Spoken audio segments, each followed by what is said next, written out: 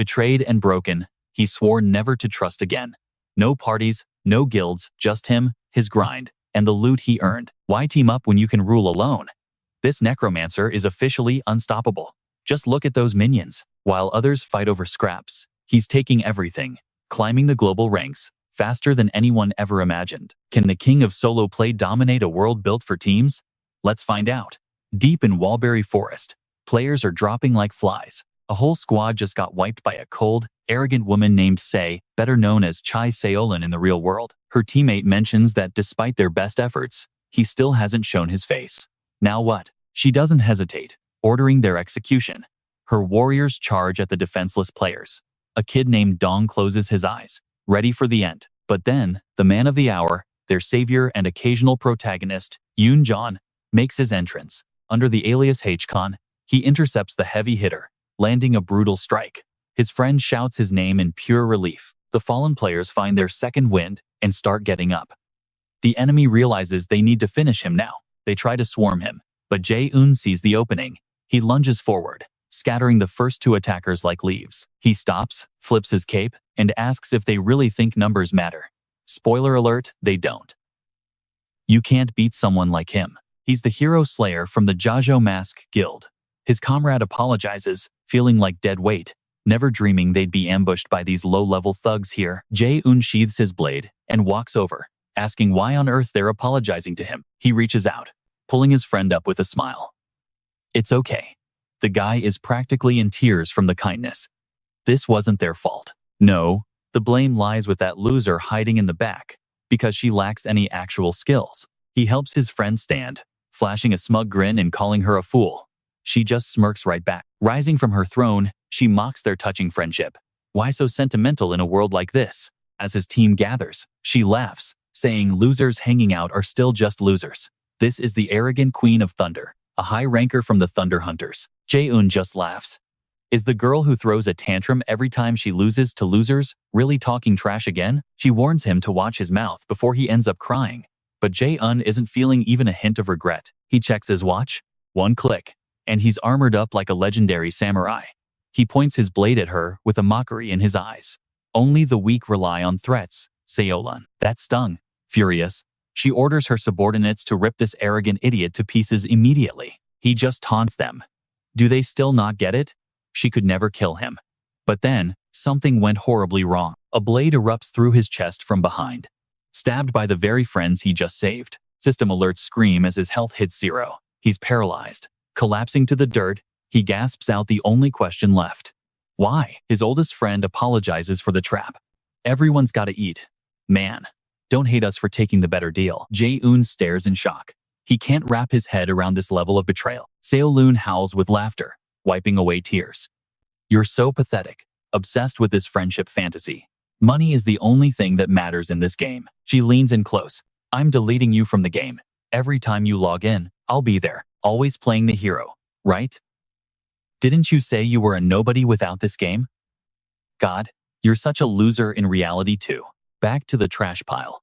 She smiles, savoring every second of his agony. Fueled by rage, he claws at the dirt and lunges, telling her to shut her mouth. But another strike lands, freezing him in place again. His old comrades drive their swords deeper, pinning him to the ground like an animal. She thanks them with a cold grin. Jae-Un looks at his friends, voice trembling. Why? Do you have any idea how much I spent on our guild? His friend just tells him to die already.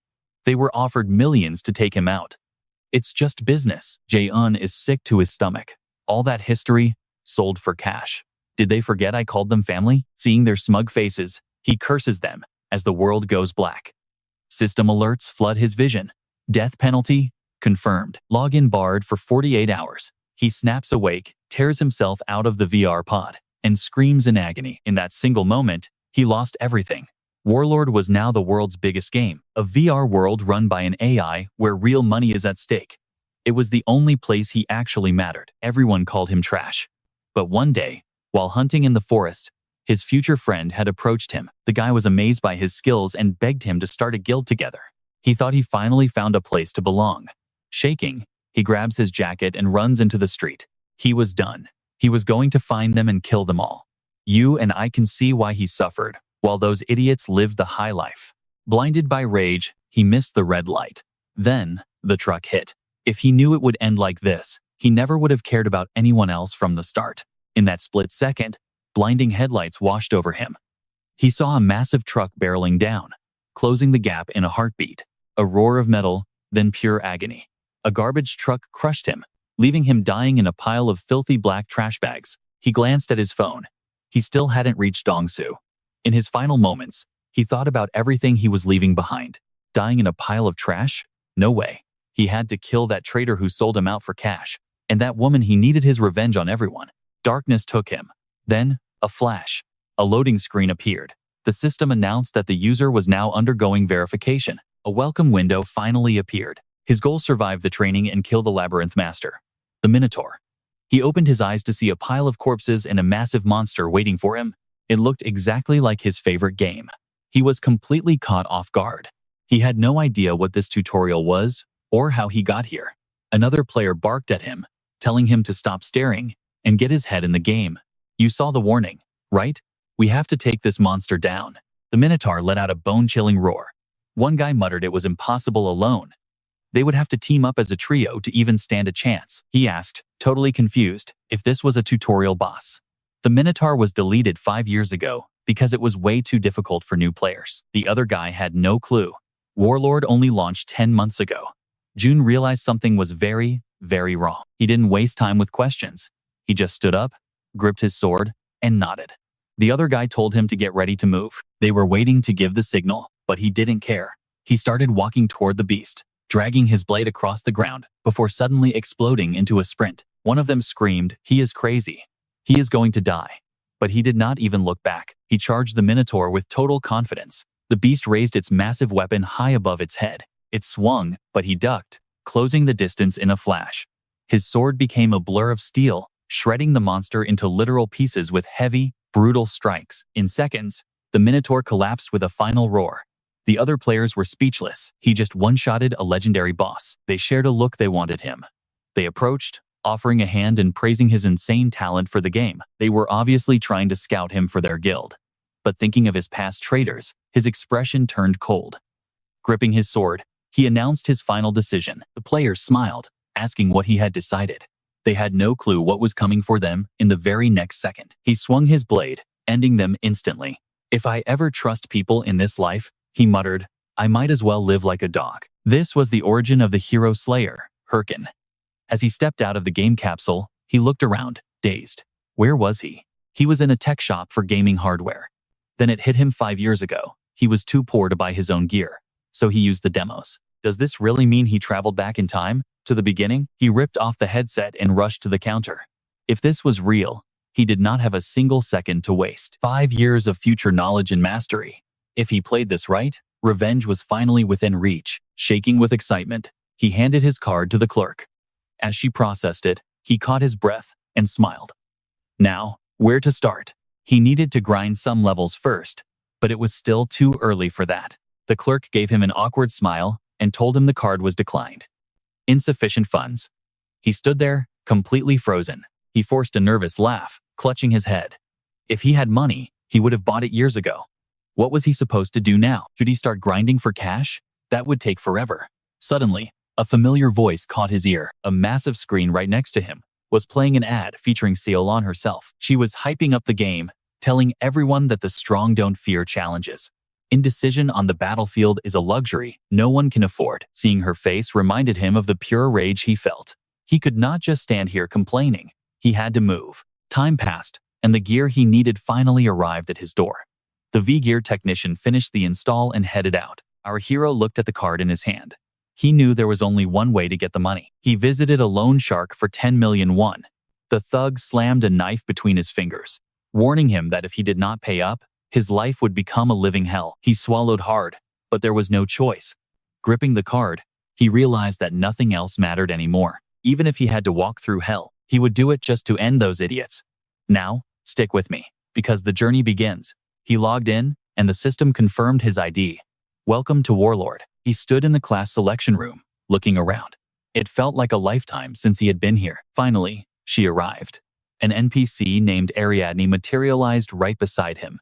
"You and I are watching a legend begin." She was there to help him choose a class. presenting options for his primary path in this new world. First up, the Warrior, a close-quarters fighter built for the heat of intense, bloody, and high-speed combat. If you live for the thrill of the front lines, this class is calling. He'd used this for speed leveling before, but in a unique game like this, it's far too risky later. He passes.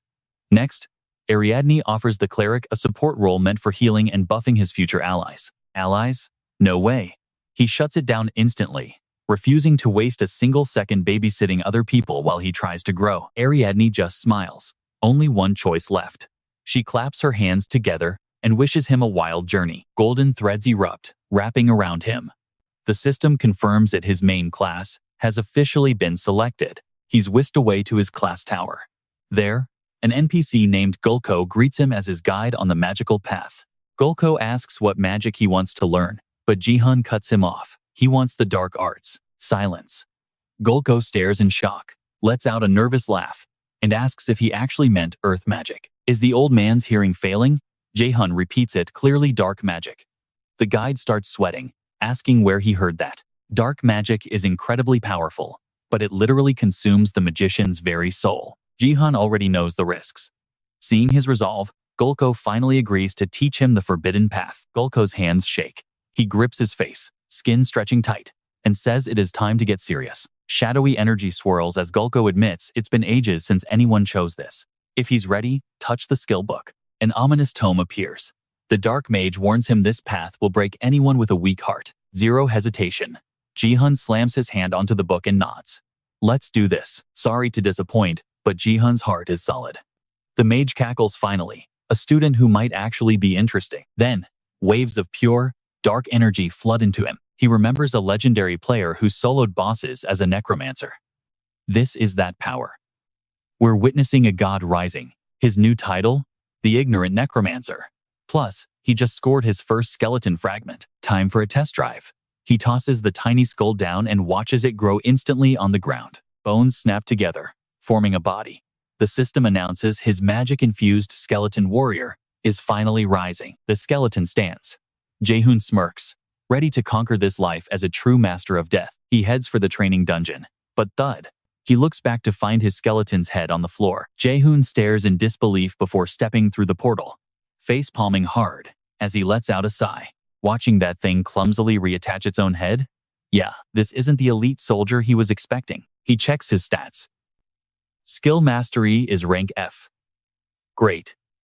For now, one clumsy skeleton is his limit. The skill lets him craft fragments and infuse them with mana to bring these minions to life. This skeleton, maybe his level is just too low? He needs an upgrade. Then, a growl. A pack of call wolves emerges. Perfect timing for a little bit of live practice. They're fast, but weak. Perfect test subjects. Jae-Un smirks and lobs a fragment right at the pack. Mid-air, it morphs into a full skeleton. The system pings enemy detected. Combat mode has been engaged. The skeleton lets out a bone-chilling roar, sending the wolves whimpering backward in pure terror. Jae-Un gives the order to kill. Feeling cornered, the wolves snap and lunge at the summon. Jae-Un laughs. This is going better than he thought. At this rate, max level is right around the corner. Impact. But instead of a kill, the skeleton just explodes into pieces. Jae-Un is frozen in total shock. The skull rolls to his feet. Is it just him? Or does it look like it's crying? Jae-Un's face twitches. This is a disaster. He frantically pulls up his skill window to see the problem. There it is. The summon has a deep learning system. It actually has to learn how to fight. He has to set the AI mode, attack, defense, or special. Of course, he forgot to set it. He switches to defense mode. The skeleton's eyes glow, then it just flops down to protect its own neck. Jae-Un forces a nervous laugh. You and I are in for a long, weird journey. He decided to try the special mode, but you and I can see that was a mistake. His skeleton started dancing wildly with the coal wolves, and he just stood there crying. Eventually, he had to put those wolves down. He just sat there, leg twitching nervously, sighing that he was seriously about to lose his mind. He wanted to delete his character and change classes, but the system hit him with a no. Accounts under 3 months cannot delete any characters. Clutching his head, he remembered his loan payments start next month. Maybe he should just get hit by a car again. Why can't he do anything right? Just when things finally looked up, that stupid skeleton was absolutely zero help. Seeing it wiggle around, he just sighed and held his head. Stay still, he barked. It was driving him insane. How did that other necromancer manage a summon like this? Then, it finally hit him. The skill said summons learn through combat. When he killed those wolves, Cole watched and learned. Now, he was just trying to copy his master's moves. A genius idea struck. He handed the skeleton a stick and stood up. "You're lucky to have me as a master," he smirked. "He might not look like much, but he's a total genius. He even trained his entire guild to be the best. Remember just one thing. In a real fight, if you don't dodge, you die. No recovery time allowed." He lunged, slamming the skeleton's head and sending it flying meters back. And so, the brutal training began. Over and over, the skeleton took the hits and fell, but it always got back up, stick raised, ready for the next round. Jae-Un struck hard. The skeleton went flying, crashing straight into the wall. He told him, "If you get hit, don't just stand there like an idiot. Think, look for the gap, dodge, and strike back. Got it?" The skeleton rose. He gripped that stick with total confidence. This time, the targets were real coal wolves. The moment one lunged, he ducked. Those snapping jaws barely missed his head. He struck first, smashing the wolf's face, and then its body. Taking on two at once, their forms began to crumble apart. Then, he turned toward his master. Hadn't he said not to get distracted during the fight? Still, that last move, pure genius. Suddenly, a brilliant glow enveloped them both. System alert. Skeleton fragment mastery is up, and our player just leveled up. Jae-Un told the skeleton it passed the test. Next stop, the newbie town, Castle Figus. Walking through the crowded streets, he knew those extra days were worth it. Stick with me, because he's about to solo the tutorial. Now the real test begins. Step 1, hit level 10. Suddenly, he bumps into some guy. The guy grabs him, barking, "Don't you think you should apologize when you crash into someone?" His lackey calls him boss and agrees. Jae-Un just sighs. These guys look like total third-rate thugs. They start arguing, but he's not even listening. Every second counts. Maybe he should just end them right here. The hothead didn't like that sigh. He swings, but his fist is caught by a man stepping in to protect Jae-Un. Smiling, the man says that's no reason to hit people. "Who the hell are you?" The thug barks back. "Are you with him?" He says no, but our main character recognizes him. Those muscles, that outfit. It's Shev, the Slayer, a high-ranking warrior from his past life. What is a legend like him doing here? Jae-Un tries to intervene, but the thug spits at Shev's feet. He cracks his knuckles, warning the big guy to stay out of it. If he didn't know him, he'd strike first. Hasn't he heard the saying? An eye for an eye. Shev just laughs awkwardly. "I get it," he says. Then, he releases a massive aura, a gust of wind slamming into their faces. "Since you were going to hit him," he says, "it's only fair I do the same to you in response." The hothead's friend cuts in, terrified. That's the leader of the Red Bulls Guild. One of the top 30 players in the game. He's famous for loving a good scrap.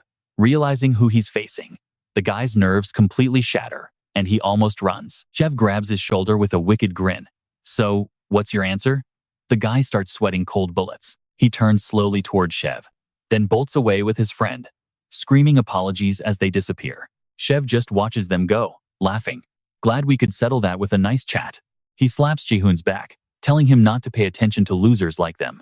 But Jae-Un brushes the hand off, saying thanks, but next time, please don't help me. Shev's confused, smiling awkwardly at how cold the kid is as Jae-Un rushes off into the distance. He felt a chill from that power, but next time they meet, he'll be a completely different man. Then, he headed straight for the dungeon. As his skeleton scouts ahead, he sits on a rock, feeling that massive gap in power. Sil and Shev? They're on an entirely different level. To get his revenge, he needs power. You and I are about to see him get it, starting with this roar. A massive tiger lunges, but the skeleton shuts it down instantly, driving his blade deep and slamming it down. The system chimes in. His skeleton warrior just hunted a coal tiger, and that means one thing: level up. Proud of his skills, he looks for approval. But Jae-Un is just disappointed. 3 days for level 10? Pathetic. That took way too long. Dejected, the skeleton keeps grinding until the system finally confirms he reached level 10. The training dungeon is empty. No more monsters. Just like that, his beginner symbol is officially gone. Reward time. He is absolutely thrilled because he finally obtained the legendary War Watch. Stats, maps, quests, the watch does it all. He hasn't felt this good in ages. Let's check those stats, just as he thought. His stats have been completely reset back to the basic starting levels. Time to build. He has 50 attribute points to split between strength, stamina, intelligence, and mana. Since it is his first time using them, he needs to choose very wisely.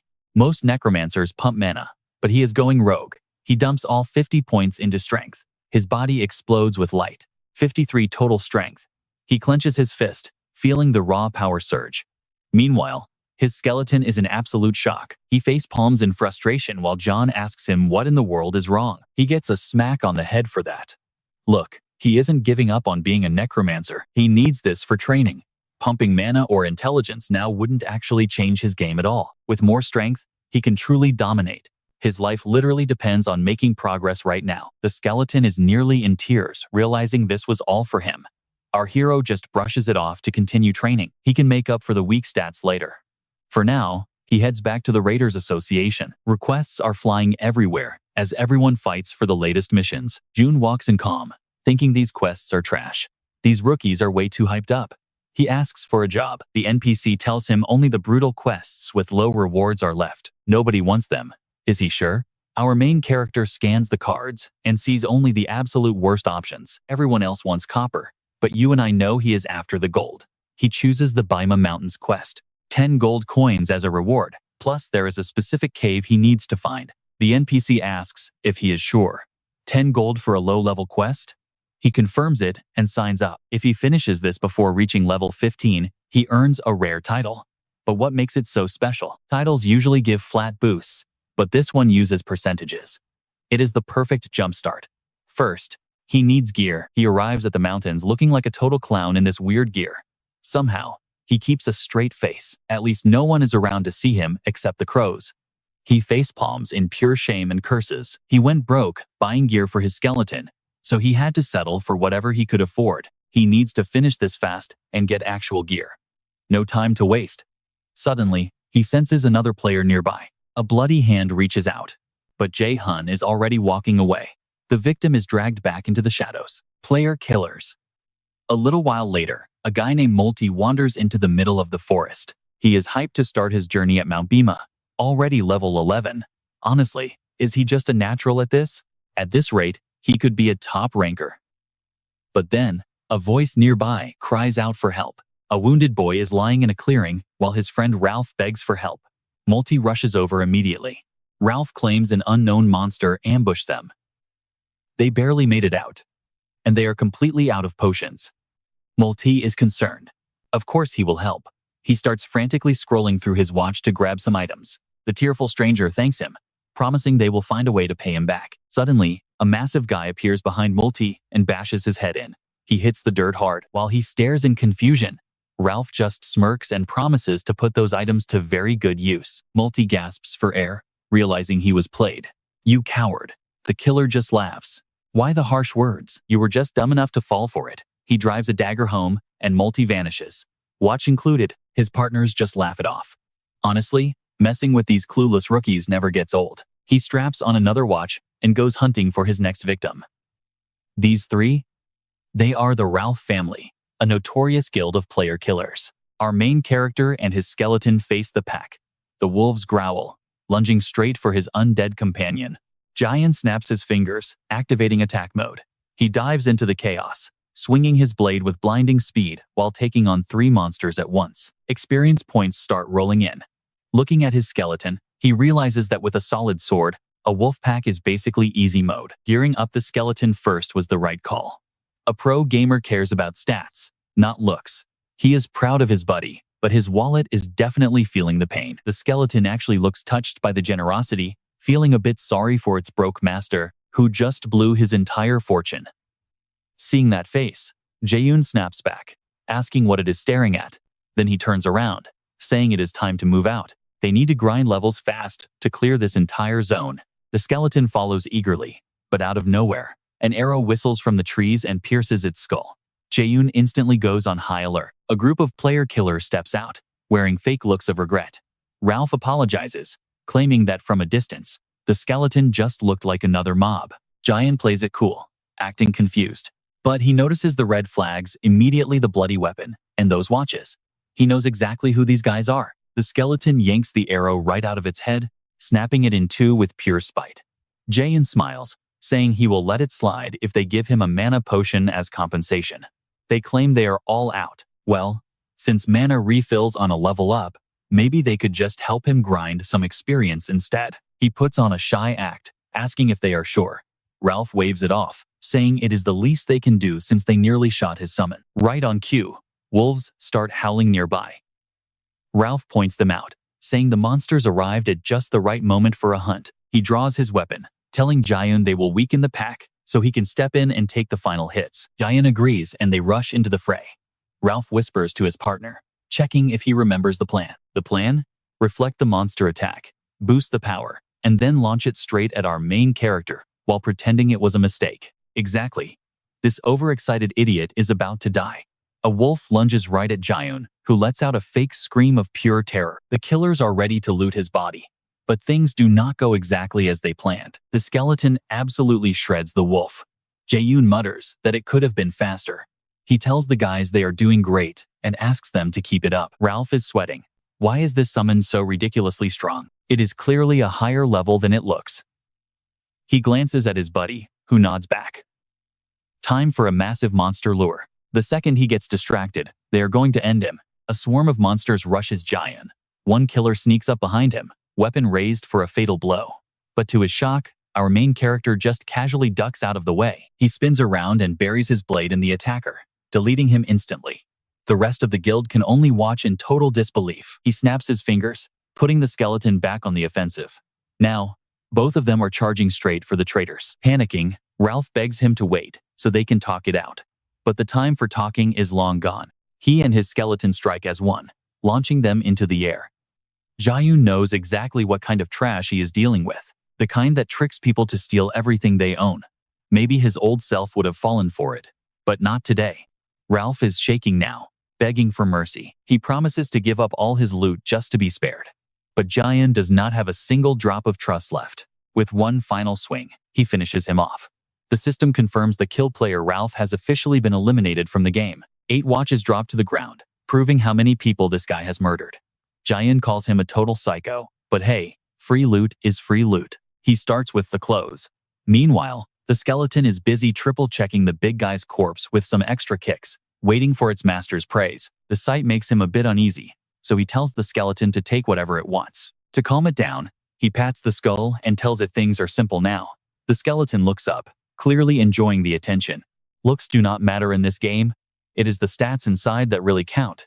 While the skeleton admires itself, Jae-Un checks the war watches. Selling another player's watch triggers a random item drop from their inventory, and he is feeling lucky. We are talking rare skill books, cold hard cash, or even better. He lands rare black goblin pants that boost mana and intelligence, plus an ancient tree essence sword that adds 10 points to his mana pool.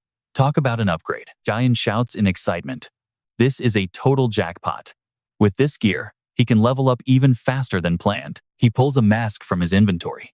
From now on, he is recording his gameplay, and he knows that building a legendary persona is the key to success. He locks in, repeating those words to himself, creating a personality that is the real game here. Jae-Un sits across from the player and says that if everyone in the guild wears these Jaho masks, they will become legends. The other player agrees the Jaho Mask Guild is born.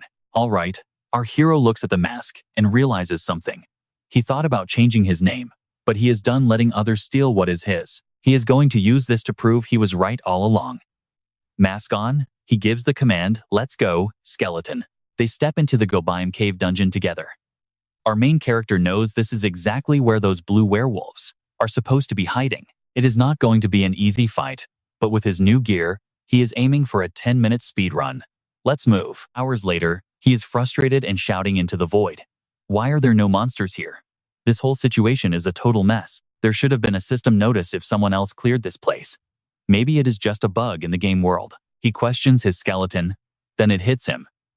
Wait. He sprints toward the secret portal his summon just managed to track down. A blinding light fills the cave.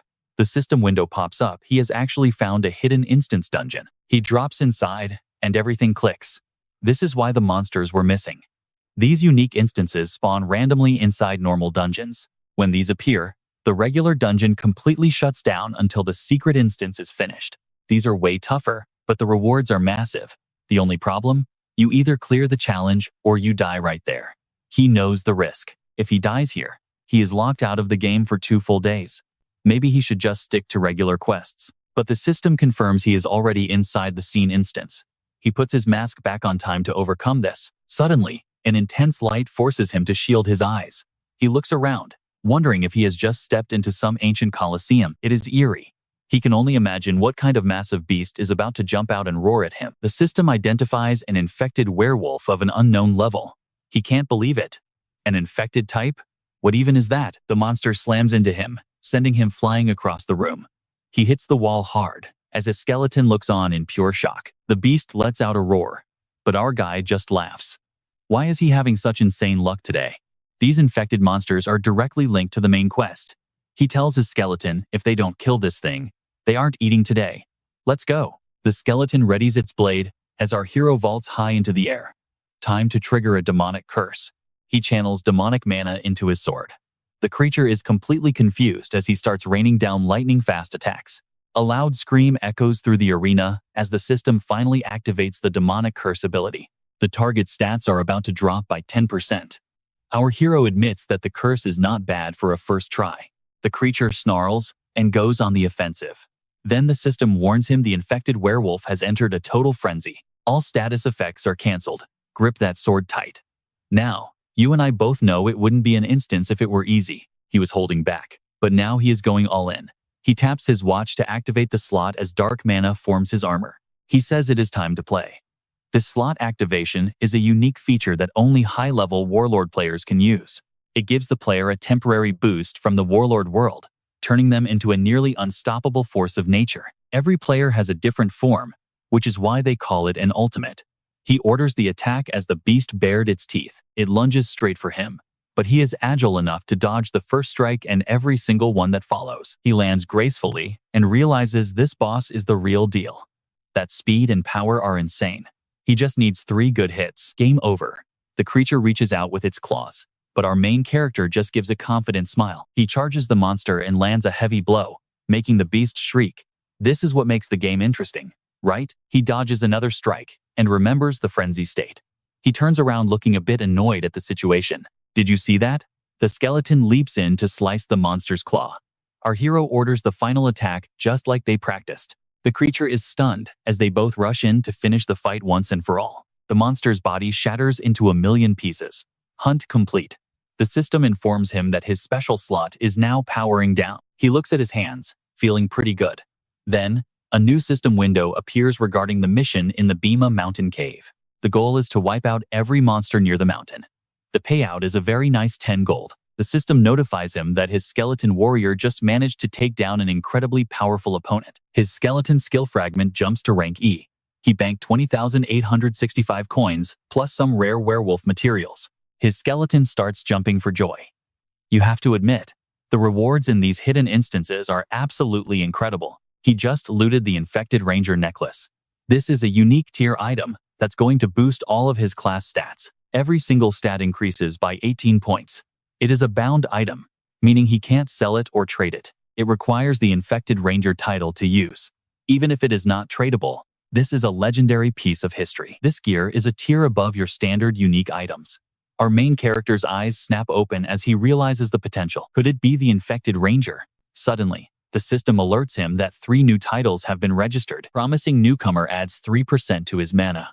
This is exactly what he was aiming for from the start. The system window keeps updating. Hero contender title acquired, granting him a solid 3-point boost to his stamina. So the Hero series titles appeared here too. It makes sense, considering he cleared that dungeon all by himself. Then, the big one. Infected Ranger. A mysterious title. Our main character opens his eyes, completely caught by surprise. The Infected Ranger title is actually the key to the very first chapter of the main quest line. The main quest is the heart of the Warlord universe. The rewards are legendary, so every player is desperate to join. This is the core of the game.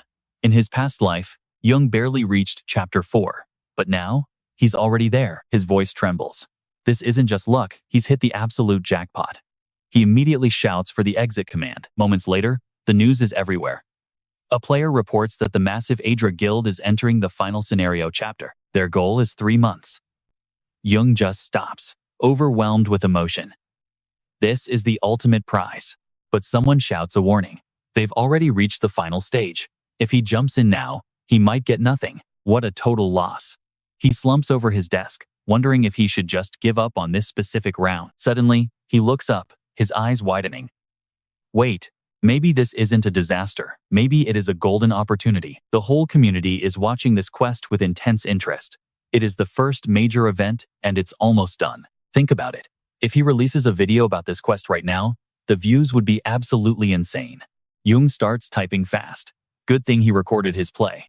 Now he just needs to edit it and upload it. He can't trust this to just anyone. He needs a professional, and he knows exactly who to look for. You and I remember the legendary goddess of editing from his past life. There's Romani, just eating instant noodles. She checks her phone and scoffs.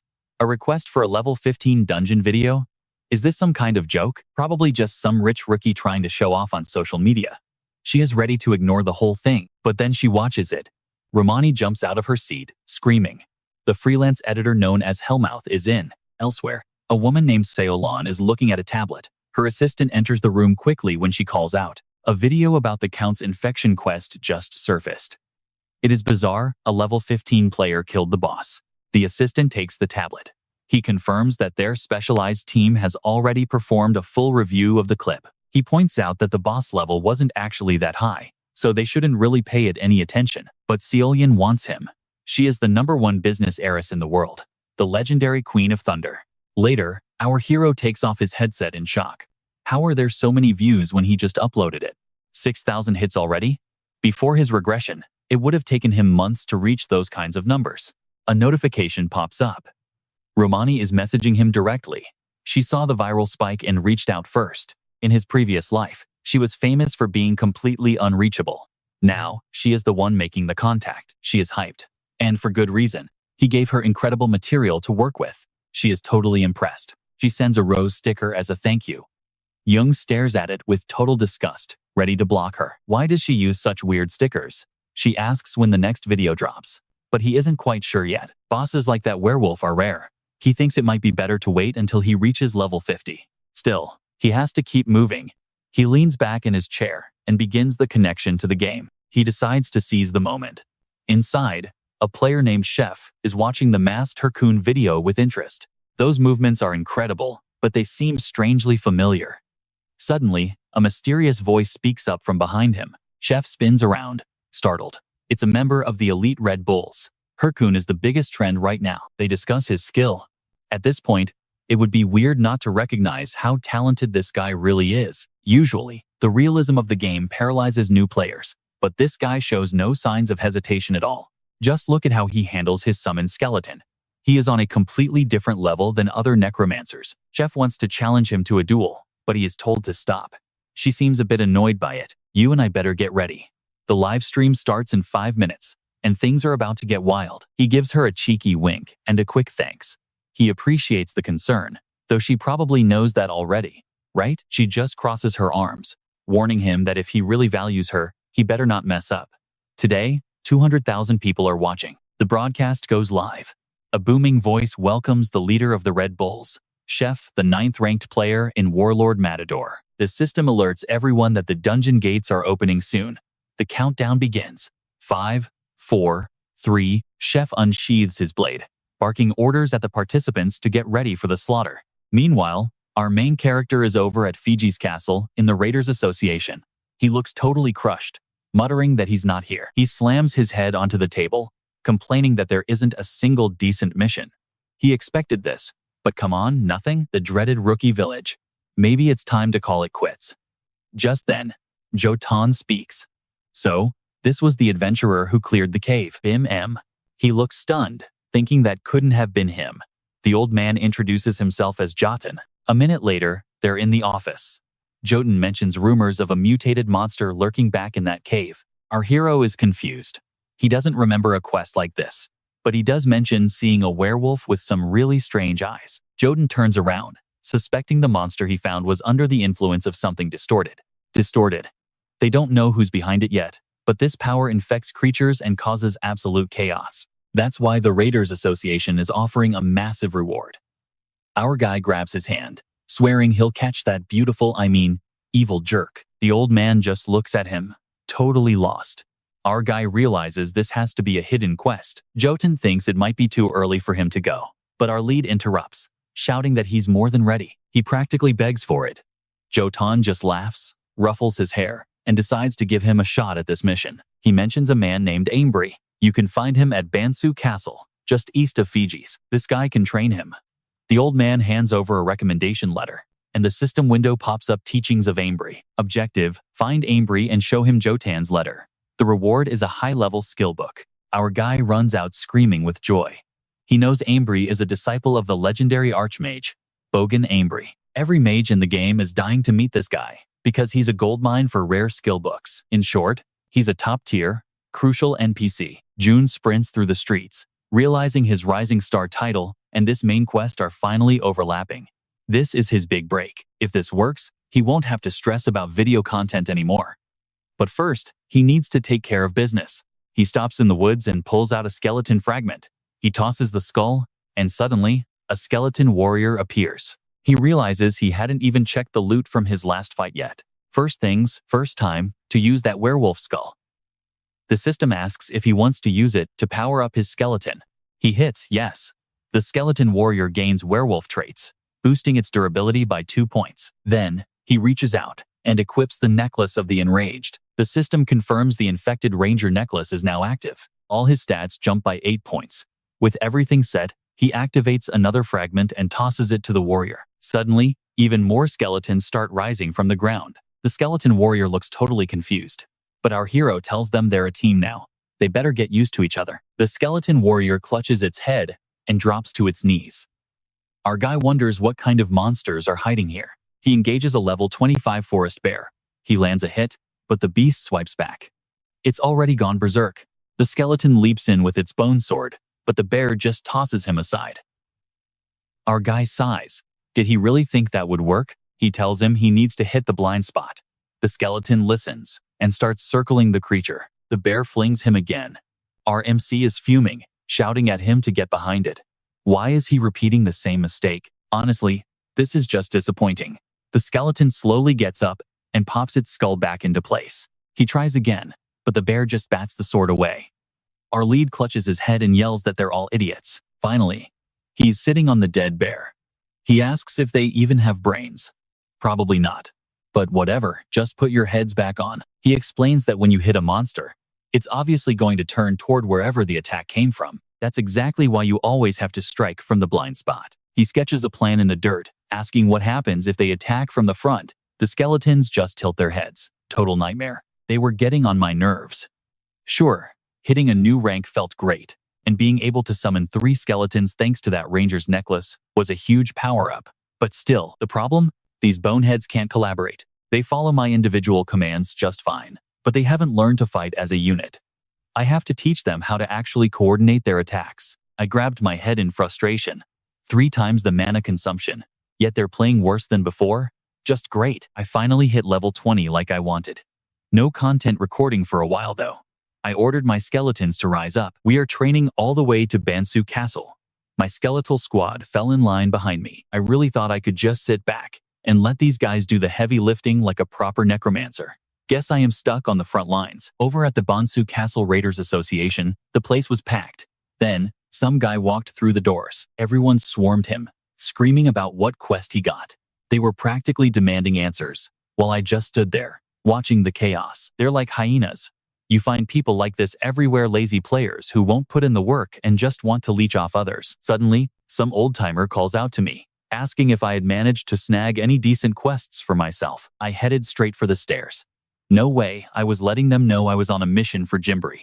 I approached the guard and handed him the letter, mentioning it was a recommendation from Houghton. The guard gave it a quick look before confirming I could head up to the 2nd floor. The other players spotted me and started chasing. My own group? I thought. No way. They can't be serious. I started wondering what kind of reward Jimbri had waiting for me. Since it is a hidden quest, it better be good. I reached the door, thinking this was the start of a long-term partnership. I cracked it open slightly and offered a quick apology. I looked inside and froze. What a total mess. A Jimbri was just sitting there, asking me who the heck I was. He didn't remember any appointment today. I stepped inside, knowing he was always this difficult, and introduced myself as Hirkan. I told him Hotten sent me. He looked me over, probably thinking I looked like a halfway decent black mage for my current level. I just told him I got lucky. Honestly, I did not care as long as I got paid. Finally, he handed over the rewards. The system window flashed. I just scored the Bone Armor skill book and the Helm of Madness skill book. Incredible. I was stunned. Getting 2 books at once, and both looked rare?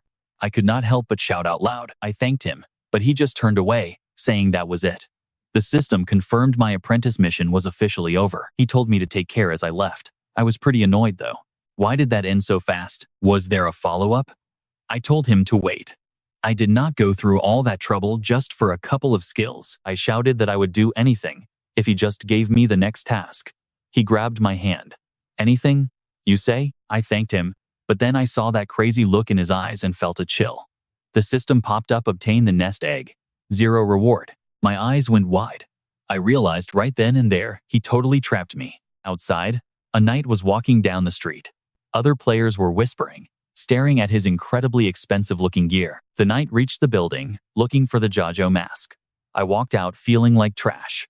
Did an NPC seriously just scam me? I really thought I was on a main story quest, and now I am stuck running errands with a bunch of eggs. No reward for this at all? It is a nightmare, but I have to do it. Suddenly, some guy pops up asking about my mission. The players around me went wild, shouting that I had a new quest. They were ready to hunt me down. What a nightmare. I had almost completely forgotten about these vultures. But then, the knight ordered everyone to back off and leaped into the center of the room. He asked if I had a moment to chat somewhere quiet. I stared at him, totally confused. Who even is this guy? And why would he step in for me like that? He blocked my path and asked me to follow. Then, he leaned in and whispered those words, Mr. Jae-Un mask. I was lost, but soon we were out on the street. He apologized for the trouble, saying we could not have had a normal conversation back there. He pulled off his helmet, mentioning how crowded it was. I caught a glimpse of his gear and realized he was a serious heavy hitter. He is clearly high-ranked, but I do not recognize him at all. Who is he? And how did he find me? I clenched my fist, thinking my best bet was to just play dumb. I asked him what he meant by Jae-Un mask. He looked confused. I told him I only followed to talk, but I had no idea what he was talking about. He adjusted his glasses and mentioned he had also received a quest from Ajimbre. I asked why he was sharing all this with me. I was starting to lose my patience. I gave him the finger and asked if he was looking for a fight. If he keeps pushing, it's going to mess with my standing. I need to make it clear that I'm not the guy he thinks I am. So what is his move? Jae-Un reach out, admitting he was wrong. Jae-Un takes his hand with a smirk. You were scared, he mocks. I will let it slide, but my fists are itching. Just say it. Happens to everyone. Michelle appears beside Sunan, doubting this guy is really the one they are after. What is on his mind? Sun Yoon pulls out a handkerchief, certain of one thing. The guy is a rookie. A real expert would know you cannot just mess with anyone.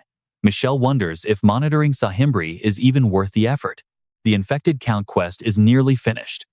Even if someone interferes now, what could they possibly change at this point? The nest egg quest. That is the main objective. Sungun adjusts his glasses, refusing to take even the slightest risk here. Michelle heads back to her post.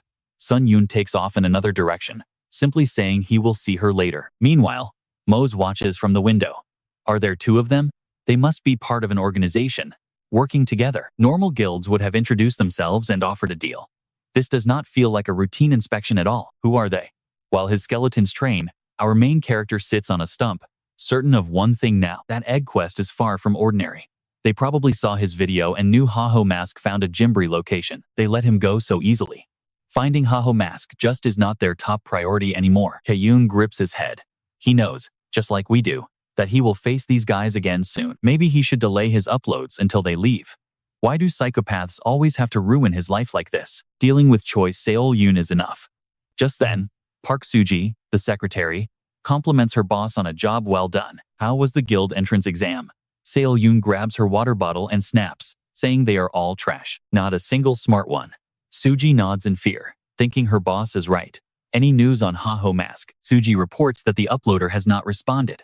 It looks like he might have already joined a rival guild. Seol-yoon crushes the bottle in her hand, asking with pure disgust. Another guild? Suji is terrified, claiming it might not be possible and she will check again. Jae-Un jumps up, ordering her back. Once alone, she approaches the screen and starts changing. Jae-Un asks Suji if the president has said anything yet. Suji replies that the president has not said a single word yet. Jae-Un smirks. He stayed quiet while she climbed the ranks, but mentioning the game nearly got her kicked out of the family. Suji watches in awe, admiring her incredible Jae-Un orders another recruitment drive for the guild. She expects a full report on her desk by tomorrow morning. Tomorrow? That is too soon. As Jae-Un leaves, Suji follows, sighing to herself about her boss's horrible personality. Right then, our protagonist gazes at the swamp's reflection. It has been a long time since I was here. A lizard man swamp. If a Jimbri is in Bansu Castle, then the quest must be somewhere very close to here. He needs to find an egg bird, reptile, or insect, but the main area is too high level for him right now. Only the Lizardman Swamp remains. He will start his search here, and if it fails, he will move elsewhere. He calls his skeleton warrior over, noting that the monsters in this area are going to be much tougher.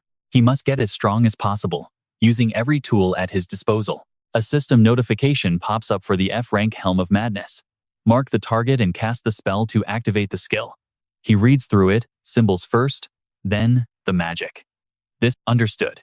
He orders the skeleton to rise. Suddenly, a bright red mana begins to pour out from the undead warrior. He yells in total shock. It even has horns. Time for a test. He orders the attack. A system warning appears the summon might lose its mind. Our hero decides to risk it and gives the command. The skeleton reaches out with a roar. Our main character watches tensely as it suddenly strikes with massive force. The summon falls as the other skeletons watch. He wonders exactly who or what his skeleton is actually attacking. Is it blind?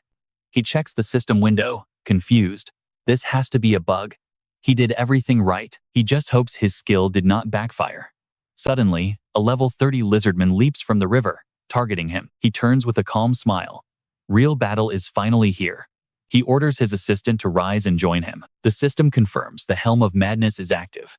The summon stats are currently boosted by 1.2 times. Bone Armor equips his summons with defensive gear.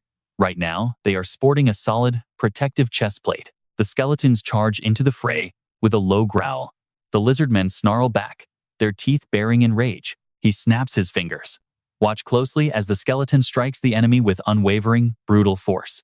The lizardmen growled as a rival suddenly lunged from behind. My skeleton struck back hard. System alert, 3 lizardmen down. 864 experience points gained. Multiple level ups. I am moving fast. My skeletons knelt in total submission. I could not help but grin. These guys are the best gifts ever. Time for the weekly briefing. We hunt monsters and find that egg. No distractions, just results. If it is not here, we move elsewhere. Stay together. Meanwhile, hidden in the trees, Ilya is watching us. She licked her lips, looking smug. Ilya knows her beauty is basically a weapon. Everyone sees it. She hates to brag, but facts are facts. Whatever Ilya does, people just worship her. No point denying it. Her life is perfect. If trouble hits, her loyal slaves will come running to save the day for her. She face-planted into a puddle earlier. Now, she clenches her fist in rage, absolutely hating this disgusting, filthy place. Some idiot promised her easy leveling here. Now, he is dead and she is trapped. These monsters are no joke. Too scared to move, she needs a new puppet. She spots our hero and smirks. Jackpot. Here he is. A scream cuts through the air, surprising him. Ilya collapses, crying out for someone to help her. She fakes a leg injury, playing the victim. She is waiting for his heart to break for a pretty girl. Most guys would cave instantly. But him? He just keeps walking. Ilya is stunned. Where is he going? How could he ignore a girl this cute? She reaches out, desperate, calling for the Mr. Necromancer to stop. He stops, thinking she looks like a headache. Ilya is furious behind that fake smile. She is fuming, wondering how he dares to ignore her. Meanwhile, our hero is just watching his skeletons work. He rubs his face, completely annoyed. Listening to her fake cries and complaints is honestly exhausting for him. What an idiot. He ignored her, because time is money, and she is a total waste, but she is still yapping. Is this a game or a circus? Seriously. Time to end this little drama. He turns back, asking what she wants. She claims she lost her sword in the swamp while hunting. Will he help her? He suggests just leaving it, but after retrieving it, she is all smiles and fake thanks. She promises she will not forget his kindness. She smirks, thinking she finally trapped him on this swamp island. There it is, her lost sword. She thanks him, acting all sweet. He just wants her gone. Take the blade and get out of here. Jae-Un sighs, sending his skeletons into the muck to grab the weapon. Into the swamp. She gives him a wicked smile. Necromancers are weaklings without their summons, and she is ready to strike him. He actually ignored her. She aims her weapon, but he turns with a terrifying grin. Ilya freezes, her heart stopping. She is stunned as he suddenly lunges, grabbing her right by the collar of her clothes. He tosses her aside like trash. Splash. She is flailing in the swamp, cursing him out with every breath. Did he think she would let this go? Her followers are going to hunt him down and finish him. He hides a smirk. Behind you, he whispers. Ilya slowly turns her head, wondering what is there. Lizard men are staring her down, jaws wide. She screams in horror. Honestly, she should have worked harder on the act. He sticks his tongue out and pulls his eyelid down. What a fool. You really tried it, didn't you? In all seriousness though, he is done. Tired of these pathetic, endless lies from people. Total waste of time. He calls his skeletons back and tells them to keep moving forward. One skeleton pulls a weird move. The others just stare at him like, what are you doing? He warns them, stop learning useless tricks, or I will bury you all. System alert. Ilya is dead. Points for that? Nice. He did not even lift a finger, but the system is still paying out. Unexpected. He smirks at the screen. You and I know the truth. Who actually likes these cursed fools? Somewhere else. 3 of Ilya's fans are watching everything go down through a system window. Time passes quietly. Leaves drift onto the surface of the swamp. One fan is wheezing, a blade in his shoulder. He is crying, it is not fair. We must have revenge. Our hero just asks one simple question. Why go this far? You are literally gaining nothing from this. You really think she will date you if you avenge her? Why the obsession with a girl you never met? The fan scoffs with a smirk, leaving our hero speechless. His reason? Love. Pure, unadulterated love. John is beyond annoyed. He figured this fool worked way too hard just to scam him. Who would have guessed that a corner dog's desperate bark would actually come true? Now these creeps are hunting him daily. Frustrated, he runs his hand through his hair. He is at his breaking point without that cursed egg. A group of thugs is on his tail now. He will find them and end them all. Again. Wait, something is happening. A system window pops up. He just found an abandoned war watch. 5.0, 1 gold, goblin boots, and a rare necklace. John is genuinely stunned. It is a rare item worth 800,000 won. He thought he forgot how great love could be. John is thrilled, thanking the fool while kissing his new watch. But then boom, a fan spots him. He found the rival of Ilya. Our hero just waves with a smirk, greeting the fans who want his head. John bolts as the tension rises. There is a whole platoon of them. The order is simple, capture and kill. He glances back, wondering just how many there are. Does this girl really have this many crazy fans? John stops. It is time. He raises his hand and summons the undead. Skeletons? The fans are losing it. He leaves it to his comrades. But wait, the fan uses a skill John thought didn't even exist. System alert. His skeleton is destroyed. Things just got a lot worse. He grits his teeth. They aren't just many. They are high level. This is starting to feel like too much. Fine. He will just level up and wipe them all out. The fans scream, chasing him into the wild. He leans against a tree, gasping for air. These fans are incredibly stubborn. He can't lose them at this level, but he has to keep going. He looks around, confused. Where exactly did he end up? This place is unlike any other swamp. He has explored this zone for days, but these strange colors are brand new to him. He smiles. Maybe this is it. Meanwhile, the fans are lost. Where did that fast necromancer go? Wait. A fan points into the distance and screams. He sees skeletons, but the skeletons aren't fighting. They are just dancing. The fans are completely stunned by the sight. The fan is fuming. Was it not enough for you to hurt Lady Ilya? But our main character doesn't even spare them a glance. Does this even matter? The fan raises his sword and charges the skeletons, roaring that he will never forgive them. Suddenly, the ground shakes.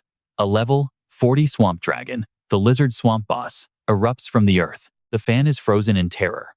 What is this nightmare? The monster's tongue shoots out, snatching him up instantly. A fan screams in pure horror as they face the swamp dragon. Meanwhile, hidden behind a tree, John listens to their cries. He never imagined he would accidentally stumble right into the heart of the boss's nest. A swamp dragon is a monster with massive health, defense, and power. A raid would take 20 elite level 40 players. And even then, victory isn't guaranteed. Word on the street was that the dragon raid had already ended recently. Technically, the boss shouldn't be here. But if someone with the right mission steps in, it will respawn. Simply put, if the boss is here, the mission starts here. Our main character, sitting by the tree.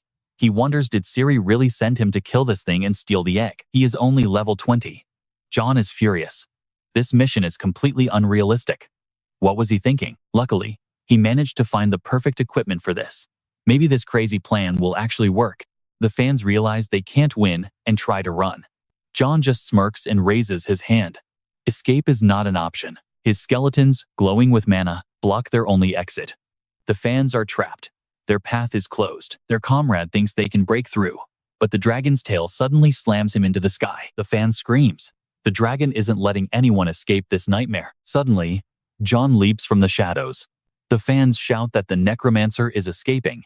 He just smiles, silently thanking them for being such perfect bait. Now is the perfect time. The nest is empty. It is time to loot. He jumps into the nest, kicking up dust. He is in. Time to grab that egg. He looks around in a panic and falls. Is there really no egg here? This can't be happening. There it is. He finally finds the egg and takes a very close look at his prize. Jae-Un thought he found the prize, but this looks more like a plain rock than an actual egg. No other eggs in sight yet. A system window pops up. The skeleton warrior has been wiped out. Our main character snaps his head around. The dragon sensed the intruder, and it is coming back fast. No time to lose. The dragon glares into the nest, growling with pure fury. Hiding nearby, he can feel the beast's overwhelming presence. With no other choice, Jae-Un grabs the mysterious stone and bails. Soon after, the exhausted fans collapse in the swamp. Standing over a fallen fan, our main character leans down with a truly strange smile on his face. He snatches the fan's watch. Warlord really is an interesting game with this much freedom. You're bound to run into fools. The fan glares up, calling him a freak. Yoon just brings the blade to his face, offering a very sharp clarification. He slams the sword into the ground. He's tolerated them long enough. But now, his life literally depends on this game. This is their final warning. The goddess just wants them to stay out of her way. He steps aside, leaving them shaking in terror. Jae-Un literally tramples over them to cross the swamp. Keep following? You're dead. Now, it is time to get paid. He hits the guild forum, claiming he found the dragon logo in the lizard swamp. Price for the location? 100,000 gold. Think he's joking? Trust me. Our main character is dead serious about this. He slams the egg on the table. He's got what a Jimbri asked for. Inside, he's praying this is actually the right item. No way he is searching that area again. A Jimbri adjusts his glasses, looking at the egg with intense interest. It is the one. The old man praises him, and Jae-Un celebrates with a fist pump. Things are looking up. Ajim is impressed. He didn't expect the kid to finish this fast usually.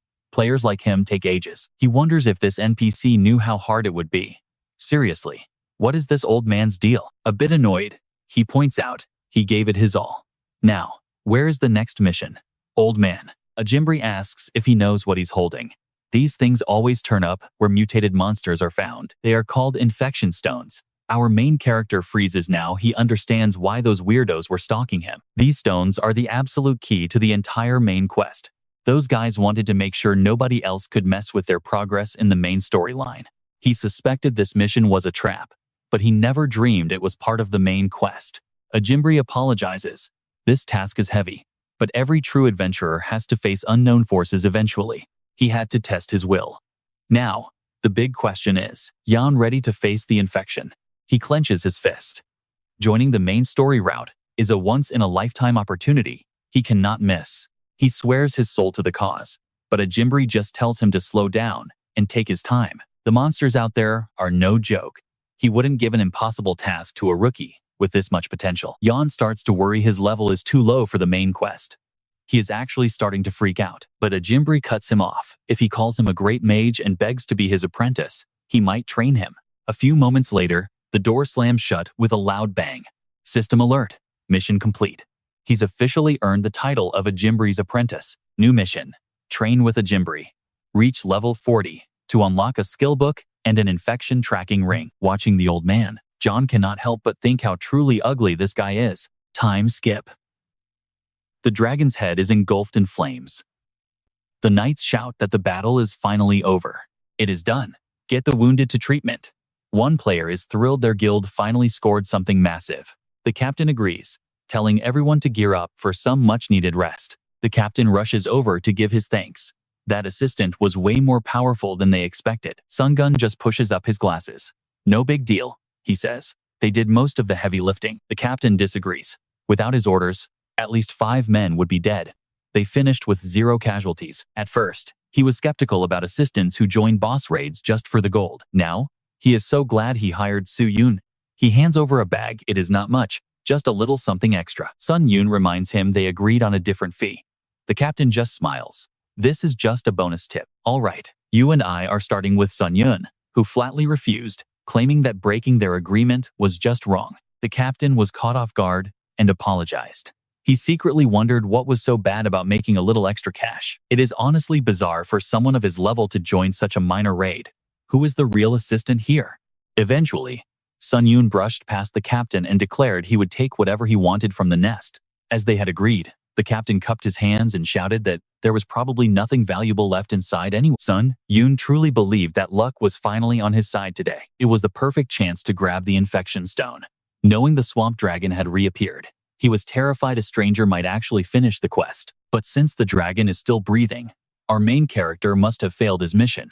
You can't expect to beat a boss using nothing but summons. Sun smirks maliciously, declaring he will snatch the infection stone so that masked player can never hope to complete this quest. Sun-Yun falls into a total stupor while staring at the empty nest. He lowers his head in a fit of pure rage. Suddenly, a loud cry echoes from the nest. Meanwhile, our hero is just sitting by his monitor, with his arms crossed. He says calmly that the time has finally arrived. He has suffered so much, but if he holds on a bit longer, everything will work out. Now is the moment to end his misery. Our main character raises a confident fist and declares he is going to order some meat. Jae-Un jumps for joy with his phone in hand. He had been trying to save every possible penny on his food budget, but completing the main mission means his financial struggles are finally going to be over. Our hero figures he earned enough to treat himself to a little reward. He gazes at his phone with joy, exclaiming that it is time to turn those earnings into real money. His phone screen displays the transfer history showing an incoming payment of over 100 million won. Jae-Un is absolutely loving this. It is finally time to go out and eat some delicious meat. Then reality hits. 1 million won is debited for debt, 100,000 for bills, and 300,000 for rent. His balance is just 856 won. Our hero clutches his hair, screaming that he hates ATMs. Seriously, there is not even enough money left to buy a decent meal. He slams the table with his fists in anger. He worked so hard, yet he still has no money. Suddenly, his phone pings with a new notification. Romani messaged asking if he is still alive. Jae-Un left the platform, realizing he completely forgot to tell his friend what was happening. Stick with me here, because he cannot record now while he is being hunted. He starts typing out a quick message. He stops, fuming with rage. Why should he fear some weirdos when he is literally starving to death? It is not his fault. He is just a player enjoying the game. He does not care about anyone else. Jae-Un will do whatever he wants. Soon, crows begin to croak from the trees near the silent graves. The main character spawns back into the game, flanked by his loyal squad of skeleton warriors. A system window notifies him that he has entered the forest of death. He smiles, knowing this is the best spot to grind experience. This entire chilling atmosphere fits his video perfectly. He turns his head and tells his team that it is time to hunt. First, they should get to know each other. They have a new member, and from now on, magic will be a key part of their plan. You guys better get along with the skeleton. The new skeleton mage shyly taps its fingers together in front of the group. Our hero remembers he received this skill from Alchemir. The higher his mastery grows, the more advanced spells his skeleton can cast. The skill is epic, but it drains his mana fast. He touches his head and says this is exactly why they are hunting today. A hand bursts from the soil. Several level 33 skeletons emerge. The skeleton warriors look at these evil spirits with total amazement. Jae-Un spots an enemy, turns his head, and asks why his assistants are standing around like statues. He orders them to attack. The skeleton warriors just hang their mouths open in pure terror. He explains that his companions would soon realize these evil spirits were nothing like common monsters. He looks at the hiding skeletons and asks what they are doing. He snaps his fingers in annoyance and tells them to stop wasting time. There is way too much work to be done. He orders them into the fray.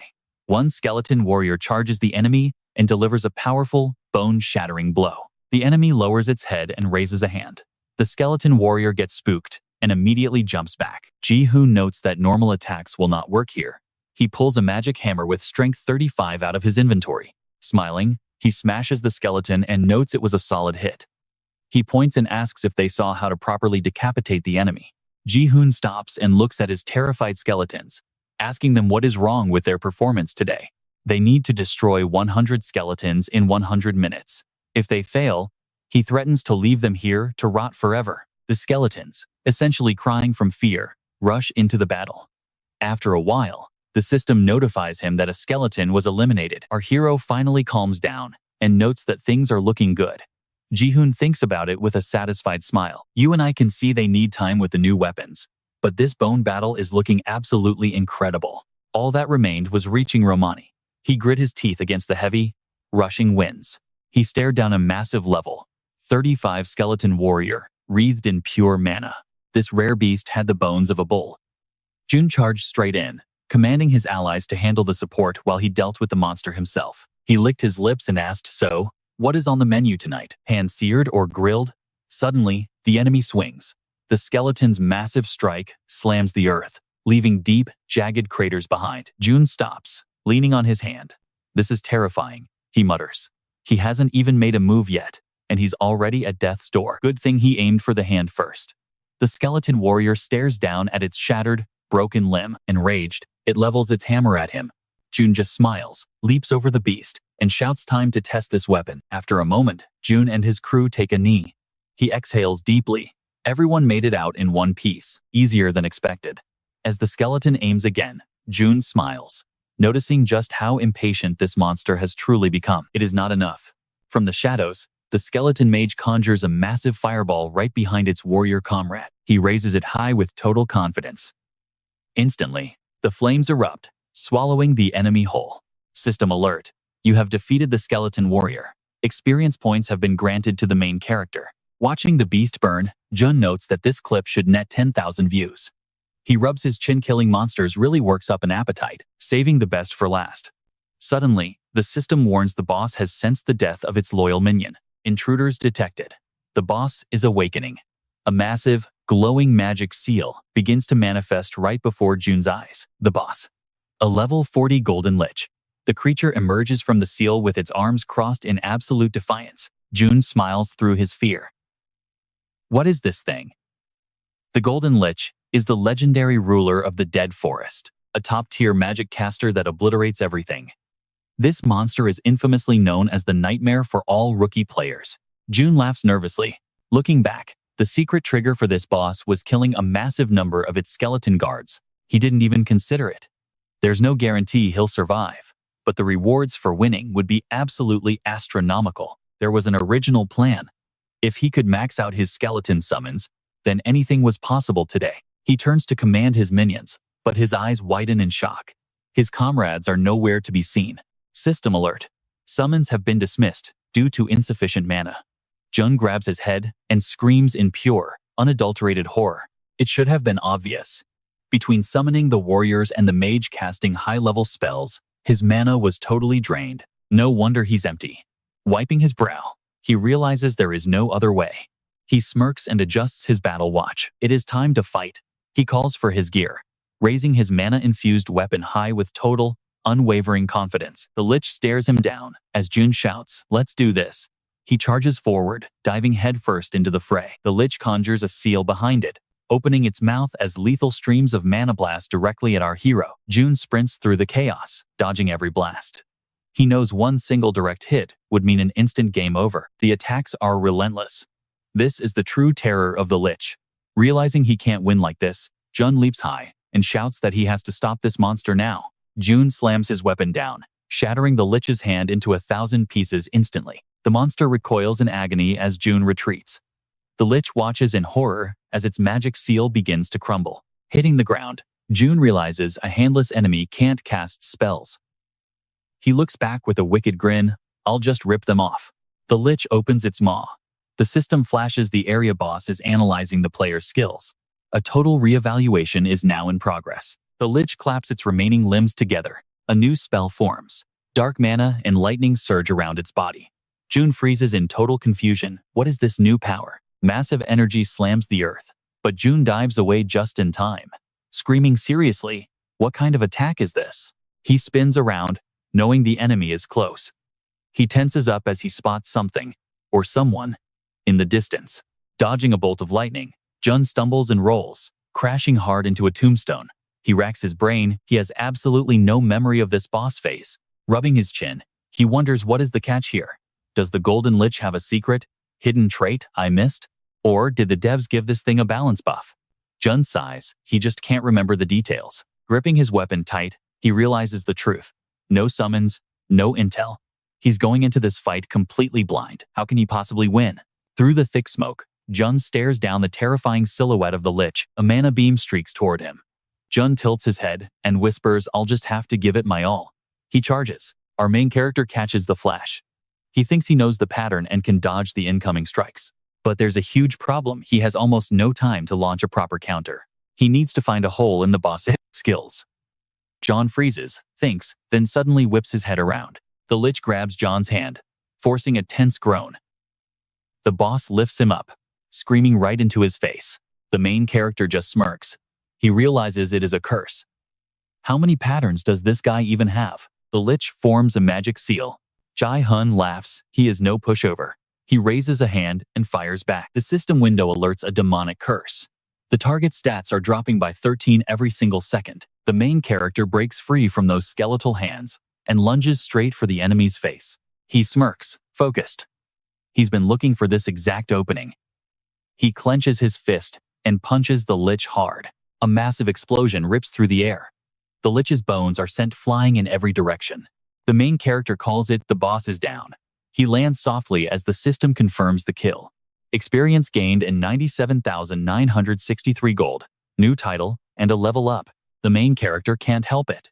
These are basically free gifts. He clutches his chest, stripping off gear. That was a close one. He asks to see his status. Level 36. 9 titles. Strength 109, Stamina 35, Intelligence 101, and Mana 141. Level 36 already? He calms down. If he keeps getting cocky like this, things will get dangerous. That 141 mana is a real problem. He barely put any points into it. He's been leveling up fast thanks to his knowledge. But now, he has way more skills to manage, and skills need mana. He leveled up his skeletons, sure, but he can't even keep them summoned long. Jun curses. He drops down, head in hands. He's already collected every single mana title he can find. He needs better gear, but his pockets are empty. He looks up with a nervous smile. Now what? He gets excited again.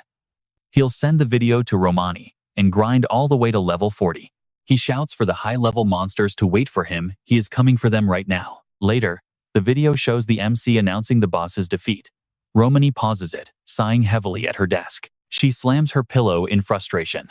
This guy is seriously going to drive her completely insane. Romani paces around, totally hyped. How did he beat a high-level boss without taking a single hit? How did he do this without any practice? The talent is unreal. She sits back. The video is gold. It barely needs editing. She'll format it now. Maybe call it Skeleton Athlete? Or Solo Server Clear? Romani grins. She's got the perfect one. The title is officially the King of Solo Leveling. At the Raiders Association, Jun walks in, feeling stronger. Amory turns around the moment she hears him. His new look catches her eye immediately. She asks what happened and what hole he crawled out of. He's annoyed. Is she seriously pretending not to know? He just laughs and holds out his hand for payment. A book appears. Here's the promised reward. The system confirms the second quest is finally complete. It's a Skeleton Master skill book. A rare necromancer skill you can't even buy on the market. System alert mastery is rank F. Summoned skeletons now get a 5% boost to all stats. Mana costs for summoning and maintaining his undead army are slashed by 10%. He can summon 1 extra skeleton now. This is exactly what he needed. He thanks her out loud. Surprised, Amory holds out a contagion ring. She crafted it using the contagion stone he brought her. May the power of contagion serve you well. The system identifies it as a unique tier item. Unique class traits go up by 2. Actually, all of his stats just jumped by 9 points, paired with the necklace, and that's a 21-point boost. The MC is losing his mind with joy. Is this that super rare ring given only to the first players to finish the main quest? He reaches out to thank her again, his excitement totally visible, but she suddenly pulls the ring back. She's having second thoughts about giving it away so easily. She turns away, leaving him shocked. She laughs, telling him to catch her if he actually wants it. All right, you and I are watching this terrifying old man chase him down, screaming to run or die. He finally escaped the city exhausted, wondering what was wrong with that crazy old guy. He would have killed him if he wasn't an NPC. At least, he grabbed the ring and the next quest. But Imbra mentioned they suddenly lost contact with Agent Miggy. Looks like a trip to Suru Castle is next. For now, our main character grumbled that he would let this one slide. Storming Suru Castle at this level is suicide.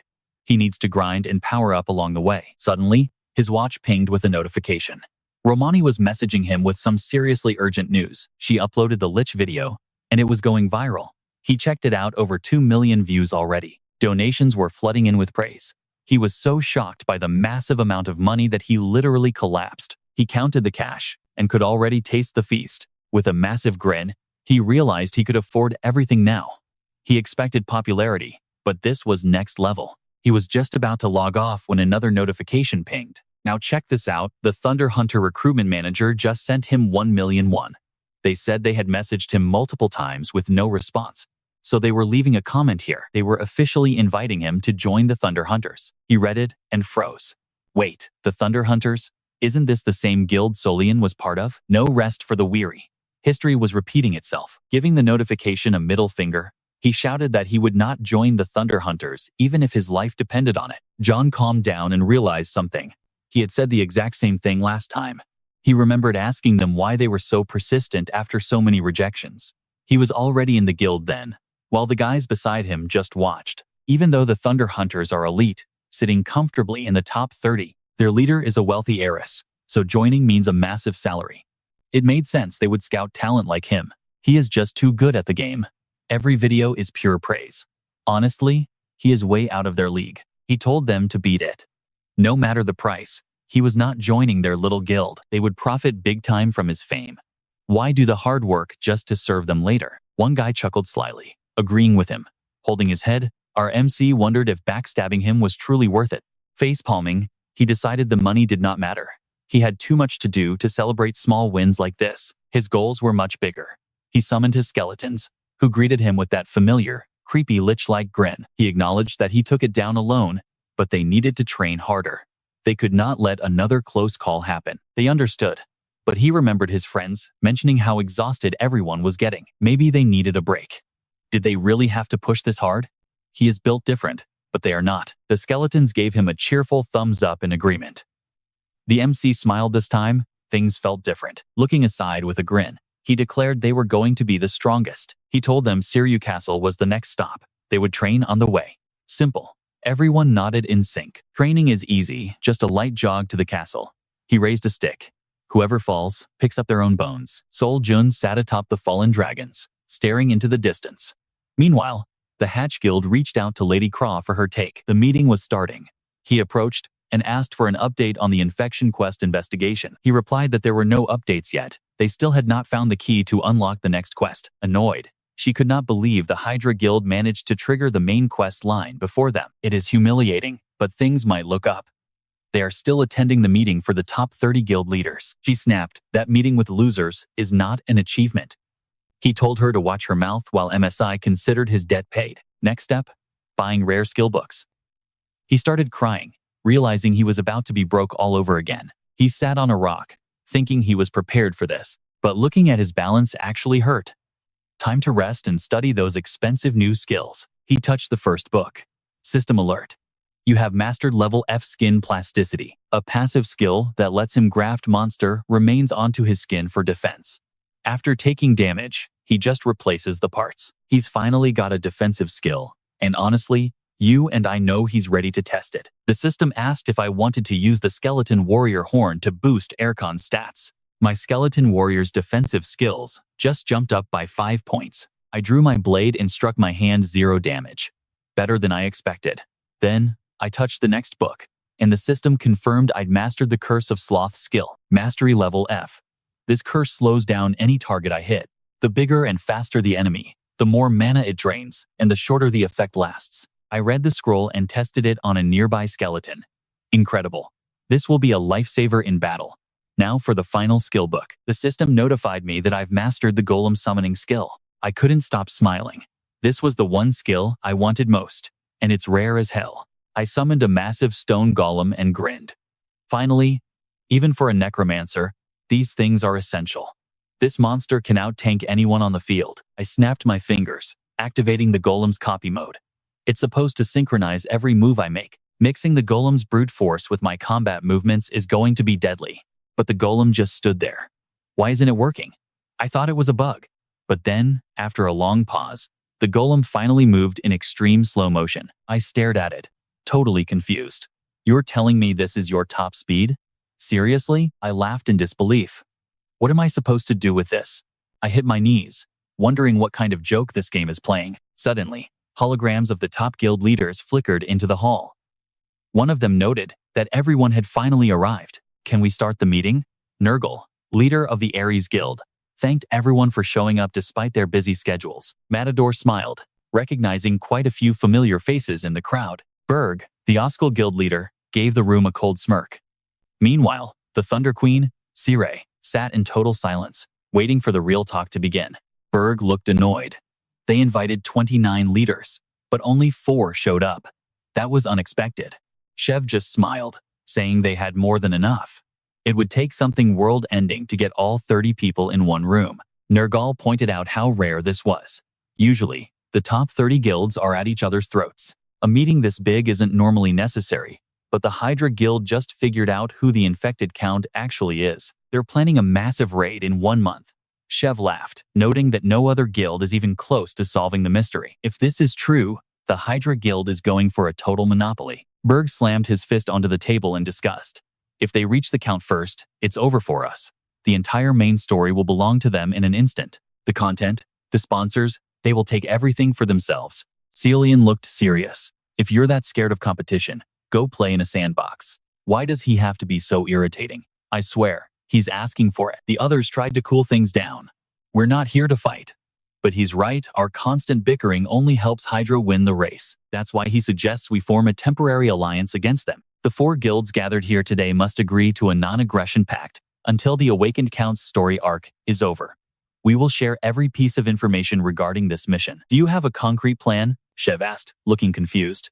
I'm not a fan of conspiracies, but we don't exactly have many options left. Berg laughed. If we don't interfere, no one will. Fine, it's a deal. Later, Celian stepped into the shower, feeling disgusted. What a pathetic display. We can't even handle a first chapter boss without teaming up like this. Still, there's no other choice right now. If we let them finish the main story first, we're all in deep trouble. We'll have to play along and wait for an opening. I called my team with a direct order for every single guild member. Watch the Hydra Guild. Report any strange movements immediately. The infected count will be ours, no matter the cost. Shortly after, inside the Raider Association office at Bonsu Castle, Jae-Un asked in shock. What did he say? He wants me to go where? Agent Me vanished in the Boboru forest. I'm supposed to investigate, but that place is crawling with level 70 monsters. It's a death trap. I'll be killed the second I step foot in there. The man just sighed. That is why I am asking an apprentice of Imber like you to go to that forest. Refuse, and you'll lose your seeker status. A while later, I walked out and slumped by the fountain. I buried my head in my hands, absolutely miserable about how my life was turning out. The system notified me of a new quest. Find Miji. I had to track down the missing agent who was following the infection stones and finish the job. The reward is 500 gold plus a bonus, but if I fail, my status is gone. Stick with me, this is getting dangerous. 29 days, 9 hours, and 33 minutes remained. He vented his frustration. Lose that infection seeker title, and he is kicked out of the main plot. Why make it this difficult? He realized he was in deep. Choosing to dive into the main quest line brought him nothing but a massive headache. Normally, finishing these quests would be impossible. Somehow, as a total rookie, he had managed to pull it off. Now, he is staring down a level 60 elimination quest. The big question is what now? Quitting the main story is not an option, but entering that forbidden forest is basically a death sentence. His ears perked up when he heard a guy nearby. Was the Hydra Guild really capable of clearing the main story before anyone else? The girl replied that the other major guilds are struggling just to get the questline started. He wondered aloud, what would happen to everyone else's quests if the infected count actually gets defeated? Hearing this, our main character smirked. At least he would not have to crawl his way over there himself. Meanwhile, the Hydra Guild members watched the castle. Everything was dead quiet. The mission was almost in the bag. Staring at this castle for hours every single day was pure madness. But Natal, Hydra's 8th commander, kept a totally cool expression. Looking through his binoculars, a guild member asked what kind of rewards were waiting for the count's head. Hydra was about to take the top rank, right? He kept watching, warning his team not to celebrate too early. The others weren't done yet. For now, they were just pulling guard duty at the castle. They could not afford to get sloppy or let any secrets slip. Professionals have to stay professional, after all. Suddenly, a guy burst out of the woods, happily calling out, "That is Kim, from the Red Bull Guild." The third-ranked player greeted them with a massive smile, saying it had been forever. No-Till was stunned. What was Red Bull doing here? He pointed behind him, claiming he was just there to beat the mountain boss. Clearly, his high level was not the only reason. He glanced at his partner, knowing they had to keep their goals secret. Leaning in close, he asked what was up with that look on his face. Something must have really soured his mood. He began to leave, smiling as he said it was his time to go. He promised not to embarrass him, leaving Neto absolutely fuming. He told him to come back, but his friend held him back. Kim's pressed a button, reporting he had the 8th commander. It seemed the lead was solid. The chef was definitely surprised by the news he just received. Jae-Un noted that the anonymous tip about the infected count was actually real. She had been convinced it was a total scam. They got this vital info for free. You have to wonder what they are really after. She wondered if there was a mole inside the Hydra Guild.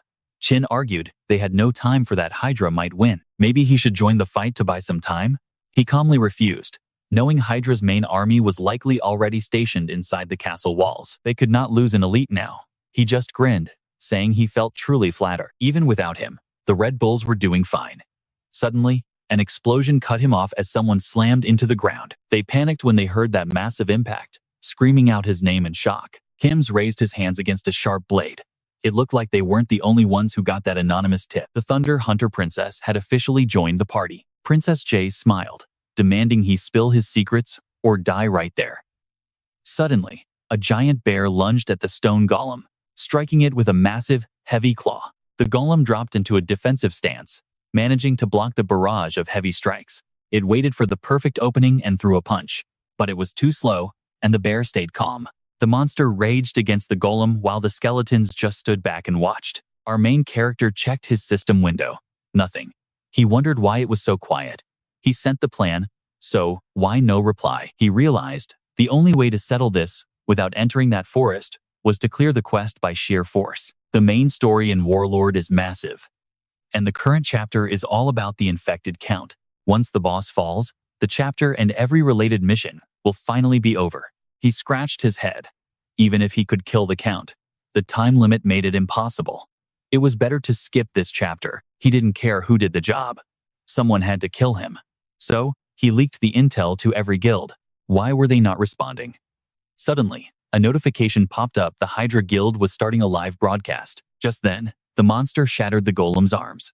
It reared back for the final blow, but Jae-Un struck its head and told it to calm down. He was about to watch the stream, so let's try not to distract him. He sits down on a fallen tree and starts watching the broadcast with his skeletons and the golem. The masked man greets the viewers and announces that the Hydra Guild discovered the count first. They're already planning a massive raid. The date is set. He looks on with deep worry, secretly hoping it was at least a month away. The man says it's in 3 days. He closes the stream, laughing because things are moving faster than expected. No surprises here. Everything is going exactly to plan. He can't hide that grin. This is absolutely perfect. A bit later, the golem clashes with the giant bear again. Sitting there, he knows 3 days will fly by. They seem worried about him sharing info with other guilds. But knowing their reputation, there's nothing to fear. There is a reason they have pushed further into the story than anyone else. They're packed with expert players. Once this main quest ends, the headache is over. Just 3 more days until this whole thing is finished. The stream cuts to disaster. The raid failed. Every single member of the Hydra Guild was wiped out. Our main character is stunned. He slams his phone down. Is this a joke? If they wanted a fast clear, they should have prepared. Why even go if you're dead within an hour? He totally overestimated them. Time to look for other options. Suddenly, a notification pops up on his phone. The Red Bulls Guild has just started an online broadcast. He realizes something. Isn't this Matador Chev's guild? He follows his gut and picks up the phone. Meanwhile, the guild leader explains that since the location reset, it means Hydra's raid was a total failure. He asks the scouts for the details. There's a monster ahead so powerful it could crush even the mighty Hydra. Their resources are low, and success looks impossible. He stabs his sword into the earth. They're accepting the challenge anyway. The guild members gathered around him are totally fired up, giving him their full support. He watches with total confusion. Are they really trying to start right now? Even with strong fighters? This is a lot. But then a twist. Time to introduce their secret ally. It is the Thunder Hunters leader, the Thunder Queen herself. Surprised, he focuses intently on the screen. A moment later, he is back at camp with a smirk. This was definitely not in the script. He never expected the Thunder Queen to meet him in person. Surely she's not here to declare war, right? Jae-Un clarifies that is not it at all. They are allies now. He asks with a smile if it is true. Word is, she attacked one of his top men. She just smiles. It wasn't a fight, just a greeting. She heard he has intel on the infected count. He plays it cool, acting like he has no idea. She is not here for games. She wants the truth. She knows the top 30 guilds got the count's location, even though they're nowhere near finishing this quest line yet. Only a fool wouldn't see it. Chev smiles. She has him backed into a corner, and she is right. They don't know who leaked the tip. With a sly grin, she asks if Hydra can even handle it. He looks away, acting unsure. But she knows better. She is confident they are going to fail miserably. They were so desperate for that first clear title that they forced the raid. The infected count is the first boss, and he is no joke. They would have a better chance letting others fail first. He smiles, knowing she didn't come here just to gossip about the success of other guilds. So what does she actually want? Suddenly, Soyeon slams her sword into the table. Kim tenses up, but he is stopped. She makes an offer a joint attack on the count. She will even let them have the kill. Chev is stunned. Is she lying? After a moment, he watches the chaos unfold with a smile. She is a master negotiator. The infected count, the final boss of Chapter 1, looks down at them with a twisted grin. He laughs, saying they're not bad for pathetic trash. He summons an endless horde, screaming that he will crush them all. Two guilds unite as the massive monster wave hits. Chev jumps into the fray, realizing they are at their limit. Seolian is completely surrounded by the enemy. She looks around in despair. These things just won't stop coming. Suddenly, he crashes down in front of her. With a serious look, he calls out to the Thunder Queen. I will clear the path. He tears through the monsters, shouting for her to take the head. The Count is furious. How dare they? All right, you and I are jumping in as the monster lunges with tentacles, but she dances through every strike. She leapt high, swung her blade, and announced with a smirk that the fight was finally over. But she could not react as the Count sent tentacles underground, catching her off guard and wounding her badly. Chef was worried and shouted out her name. She just smiled, slicing through the tentacles with lightning speed before closing in on the boss to deliver a massive sword strike. He was actually thrilled by this, admitting she was way more terrifying than he first imagined. The system announced the news. The Red Bulls and Thunder Hunters have officially defeated the infected count. Jae-Un watched the stream in total shock. Seolian won, and he was clearly not happy about it. He just wanted the boss dead. Didn't matter who did it, but she should enjoy this while she still can. This boss is her last one. He clenched his fist tight, knowing he would be the ultimate winner. Sometime later, in the Balkaz Mountains, he charged ahead with his skeletons, dreaming of becoming the best in the game and getting revenge on every single person who had ever cheated him. They were running from a massive horde of monsters when he asked a question with a very tense face. Seriously, why do bad things always seem to happen to him every single day? Hours ago, he reached the Balkaz Mountains entrance. Finally, he was at the restricted zone. It is a closed area until conditions are met. He tapped the barrier with one finger, noting it was impassable. He just smirked as he thought it over. He already knew the secret. The second chapter of the main quest begins right here in these mountains. With Chapter 1 finished, the barrier vanished to reveal a hidden path. The system confirmed his entry into the Balkaz Mountains. He earned the Balkaz Pioneer title. Every stat went up 2 points, and his class stats rose by 1. He smiled, knowing no other human had set foot here before. He summoned his skeletons. It was finally their time to shine. But taking one more step, he ran straight into a pack of monsters. The system identified a level 60 wild boar, a fierce pack hunter. Our main character is only level 41, and his face says it all. He is completely stunned. Now, he is back to running for his life from those incredibly angry monsters that are chasing him down. He looked back with pure disgust. What kind of attack is this? Only he would run into a pack of boars like this. You and I can probably guess that word of this restricted area opening up started spreading fast. There is no more time to waste. His options are thin, but he has to try something. He needs a plan. He ordered his skeletons to gear up, but the boars charged and tore through his summons like they were absolutely nothing. A system alert popped up. His skeleton warrior was completely destroyed after taking way too much damage. He turned around, totally annoyed. They were killed in a single hit? He just smirked. They were only meant to be decoys. He slammed a sloth curse on the monsters, noting that they will not be doing any more running today. He drew his sword and charged, screaming that they would pay for breaking his skeletons, but then he stepped on a banana peel, slipped, and slammed into the ground. He looked up, totally disgusted. What even was that? A level 50 armored monkey was sitting on a branch nearby, laughing its head off. He stood up fuming, screaming at the weird monkey. But right then, his skill wore off, and the other monsters came charging back. He turned to run, panicking as things got desperate. Suddenly, someone shot the boar right before it reached him. A stranger was perched on a branch, firing a crossbow. Those fast, heavy bolts wiped out every single one of those monsters. 1 arrow per kill? The man jumped down and asked if he was hurt. He looked at his savior, a new idea forming. Meanwhile, 2 guys were walking through castle, so they spotted Suan gun by the wall and wondered if that was a full set of white mamba armor. That gear was insanely expensive. They figured he must be a high ranker they had not seen before. Adjusting his glasses, he asked Michelle if she found out who leaked the info to the guilds. Standing in a dark alleyway, she shook her head. No one knew the identity of the informant. That is understandable. They were looking for a man who knew the infected count's identity, yet gave that valuable info away for absolutely nothing. How could they ever find him? He then asked if she found anything on the Jae-Un mask. She said he just posts normal videos from a giant bear house. No way a total newbie is behind this. Either way, who's next on the list? He walked away, saying they would help the Purification Guild. She gave a heavy, disgusted sigh, muttering that peace was nothing more than a distant dream. He kept walking, saying he would focus on his assistant duties while she found their target. You and I know he needs those answers. He roared in fury, promising to answer for breaking this world's balance. A bit later, inside a secluded forest cabin, the man sets down a steaming drink and asks if he's actually a Jimbree's apprentice. Jae-Un couldn't believe his luck. To think he'd actually meet Maun, a legendary NPC from the game's second major chapter, standing before him.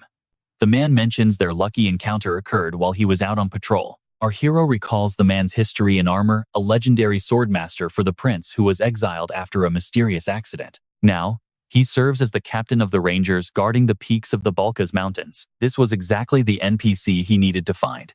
This meeting would save him so much time, but his thoughts are cut short. The man tells him to leave, clearly shocked that anyone reached this place. Nothing but bloodthirsty monsters live here. He warns him to turn back before things get even worse. The MC smiles, noting the infected count has passed. No need to overwork himself to get what he wants. He already has the inside track on how to snag the best items from Chapter 2. Smirking, he mentions the infected monsters still out there. He's investigating the source. Does the ranger know anything? Mabun is stunned by the question and admits he has a lead. No proof yet, but maybe they can gather it together. The system chimes in. He's the first to discover the Balkaz Mountain Ranger, earning the Elite Initiator title. Every stat jumps by 14 points. He's managed to snag 2 rare titles at the exact same time, a mission he can't refuse. He accepts, asking where to start, but the ranger tells him to just stay cool. The goal? Study the monsters here. The system confirms he's received his first official task from Ranger Mabon. Slay 50 monsters in the Balkaz Mountains. Reward? 500 gold coins and a huge boost in NPC trust. He heads out, realizing the first job is just a hunt. Perfect, since he planned on leveling up anyway. He'll save the heavy hitters like boars and bears for later. Time to start with something a bit easier. Recalling that annoying monkey from before, he cracks his knuckles with a wicked grin. Time to see what's getting cut first. Meanwhile, that same monkey is busy trolling other players. One poor guy slips on a banana peel and eats dirt. Another slams face first into a rock, while a third crashes headlong into the hard ground. The monkey is loving every second of the chaos. As its next victim approaches, it prepares another peel with a laugh. It's about to toss the peel, but our MC appears right behind it. I finally got you. The monkey's grin turns to pure terror as he signals its end. Sweet vengeance at last. He swings his sword, but the agile monkey somehow dodges every single strike. He slams a branch hard, but the monkey leaps away to another tree. Our hero is practically losing his mind. He's too fast, and these trees are blocking every attack. Fine. He stops and tries a different approach, aiming carefully before hurling his sword as the monkey leaps. The monkey panics, but the blade only hits the trunk. It starts mocking him with a laugh, unaware that the sword was just a distraction. Suddenly, a massive golem appears from the shadows and crushes the monkey into the dirt. A massive blast of energy erupts, obliterating the tree trunk. Our MC watches from above as the monster finally falls. System alert. He's officially earned the title for being the very first player to defeat the armored monkey. He removes his mask with a smirk, ready for more.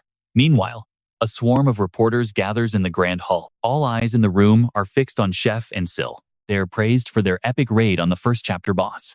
A player rushes up, desperate for a quick quote. She smiles modestly, saying they just got lucky this time, promising to keep working hard for their fans. But as soon as the cameras and players vanish, her expression goes cold. That fake smile disappears instantly. Haji runs over, absolutely thrilled. She really thought they were toast when that final wave of monsters arrived. She even faced the infected boss alone. She insists it was just luck, and they couldn't have won without the Red Bulls. She recalls the masked boy. They'll need his elite skills to truly get ahead. Massaging her tired face, she tells Haji to contact Hatch. Haji's disgusted. Why would they ever need that loser? She's got unfinished business with him.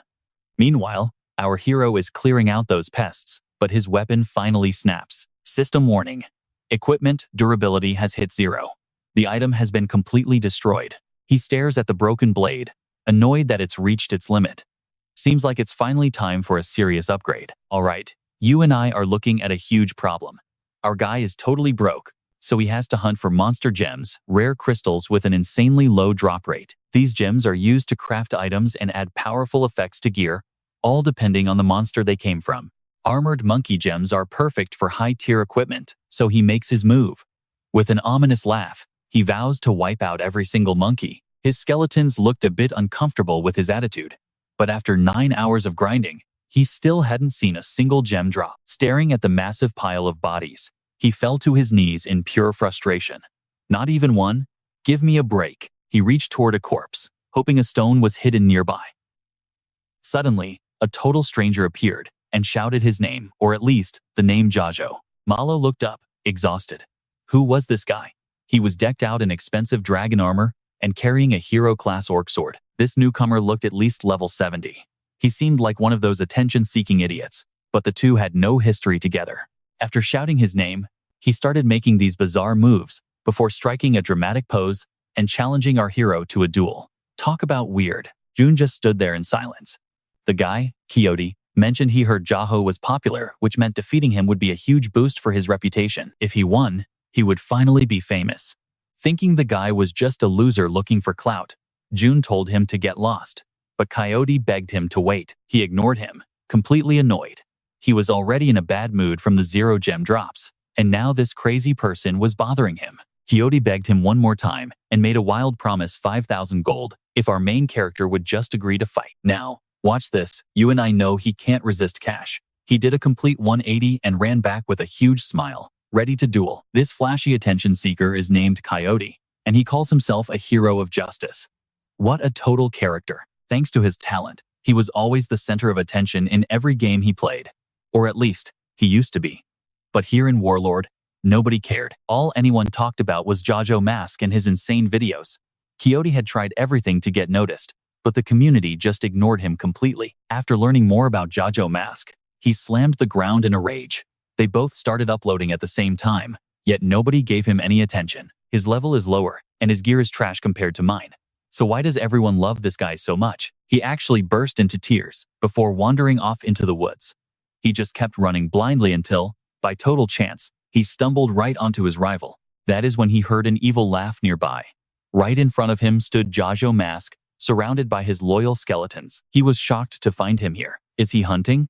This area should be blocked off. Then, a brilliant idea hit him. If he uploaded a video of himself beating the famous Jae-Un Mask, he would finally be a star. He stripped off his armor, took a stance, and offered the gold again. Our guy was baffled. What was he thinking? Why was he standing there in his underwear? Coyote claimed it was for fairness. He heard the main character's weapon was broken, so he wanted to even the playing field. He wanted a pure one-on-one duel. Otherwise, people would just say he only won because of his superior high-level equipment. He promised to give it his all, but Jun just made a face and told him to leave. Before he could strip any further, Coyote finally attacked. As the first punch flew, our hero ducked. Hey, are you even listening to me? The guy kept swinging while Jun kept dodging. Eventually, his opponent got tired and begged him to just fight like a normal person. Dodging another blow, he yelled back that fighting in your underwear is not normal. At least let me put on some pants first. Coyote was getting furious. He activated his special skill stimulator. His fist erupted in red flames, hitting Jun in the face with such incredible speed that he couldn't even react. He was sent flying back, slamming into a tree. It was a warrior skill that boosted speed and power for a split second. Very dangerous in a close fight. This guy acts like an idiot, but his level is way higher. A direct clash is suicide, so our hero decided to switch things up. Coyote watched him stand back up and cheered. Finally, show me everything you have got. If he could win while his opponent was going all out, then everyone would have to admit he was the superior player. With that, he charged forward and triggered his skill again. But right before he landed the hit, something flew directly into his face. Our main character threw dirt to blind him, followed by a sharp kick to the leg that sent the hero rolling away. As the guy struggled to get up, Jae-Un rushed in.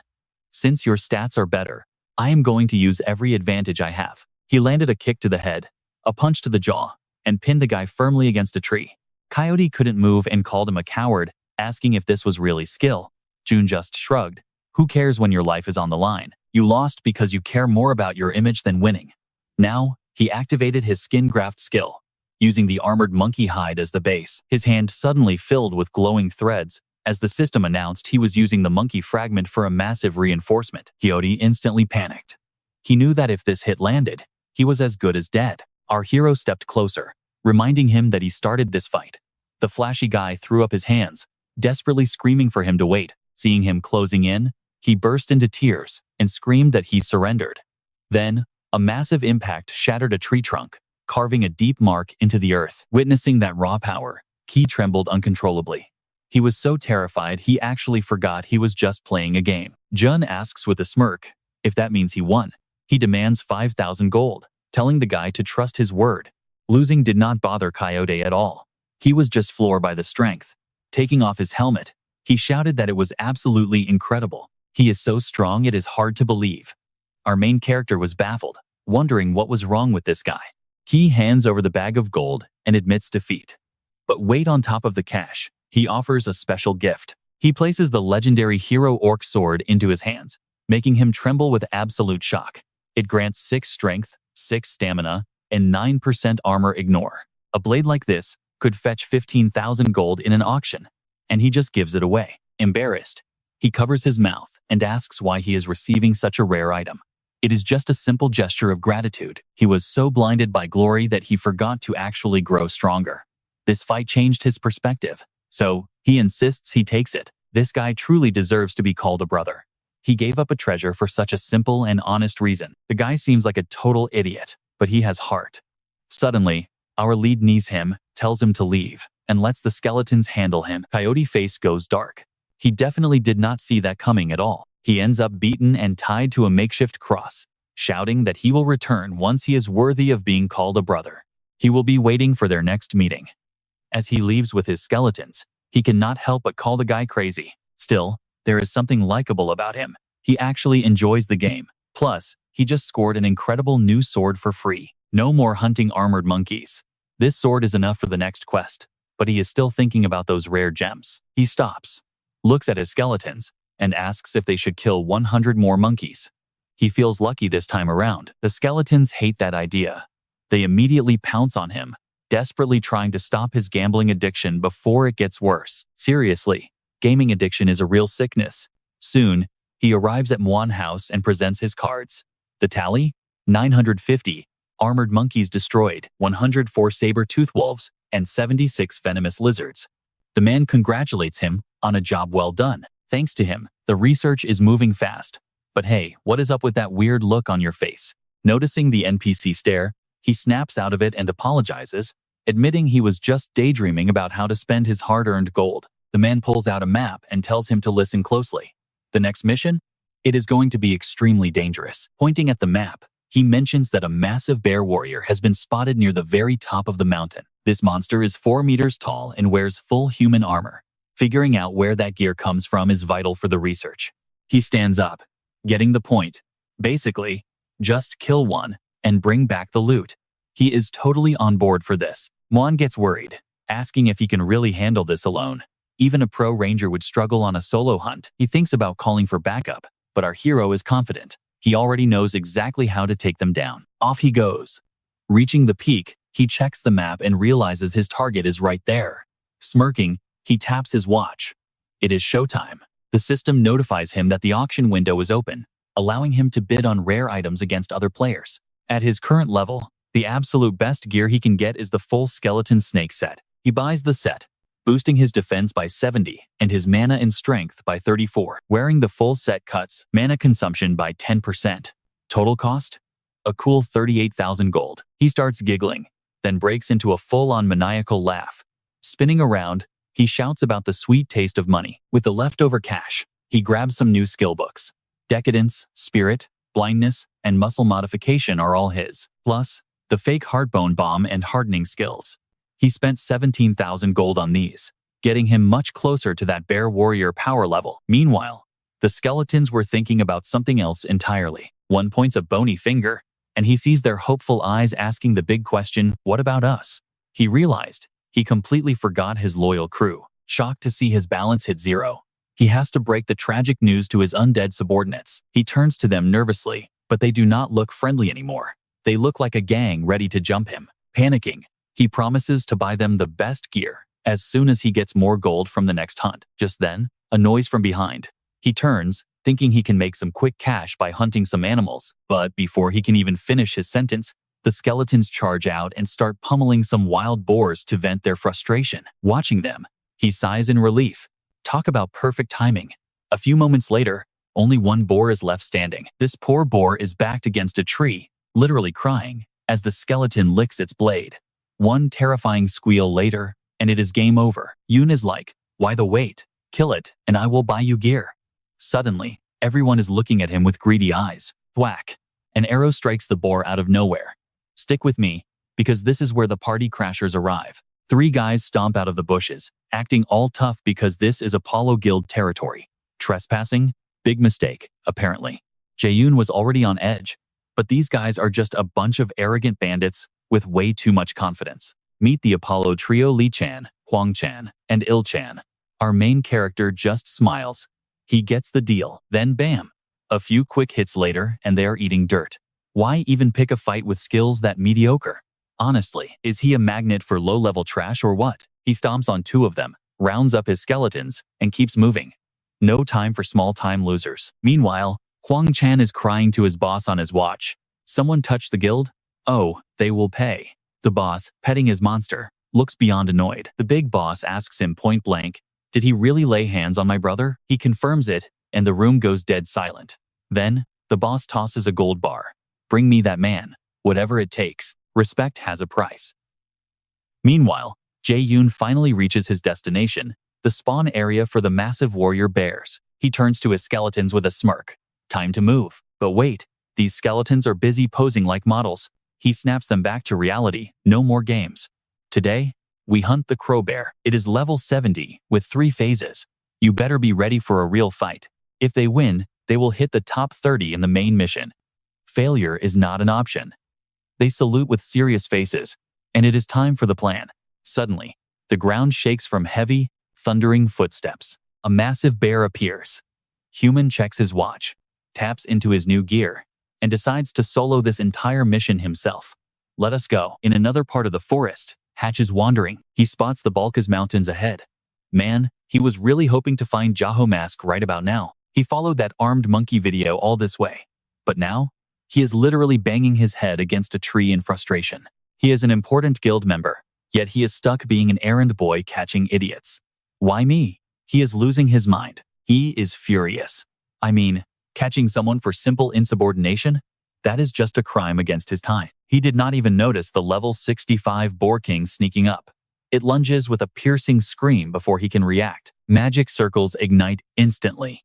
He blasts a massive wave of flames right into the monster face. Talk about reflexes. The boar goes down hard. Hatch just sighs, wondering if he should just quit. As the 5th-ranked mage warrior, Hatch is still searching for Jae-Un mask.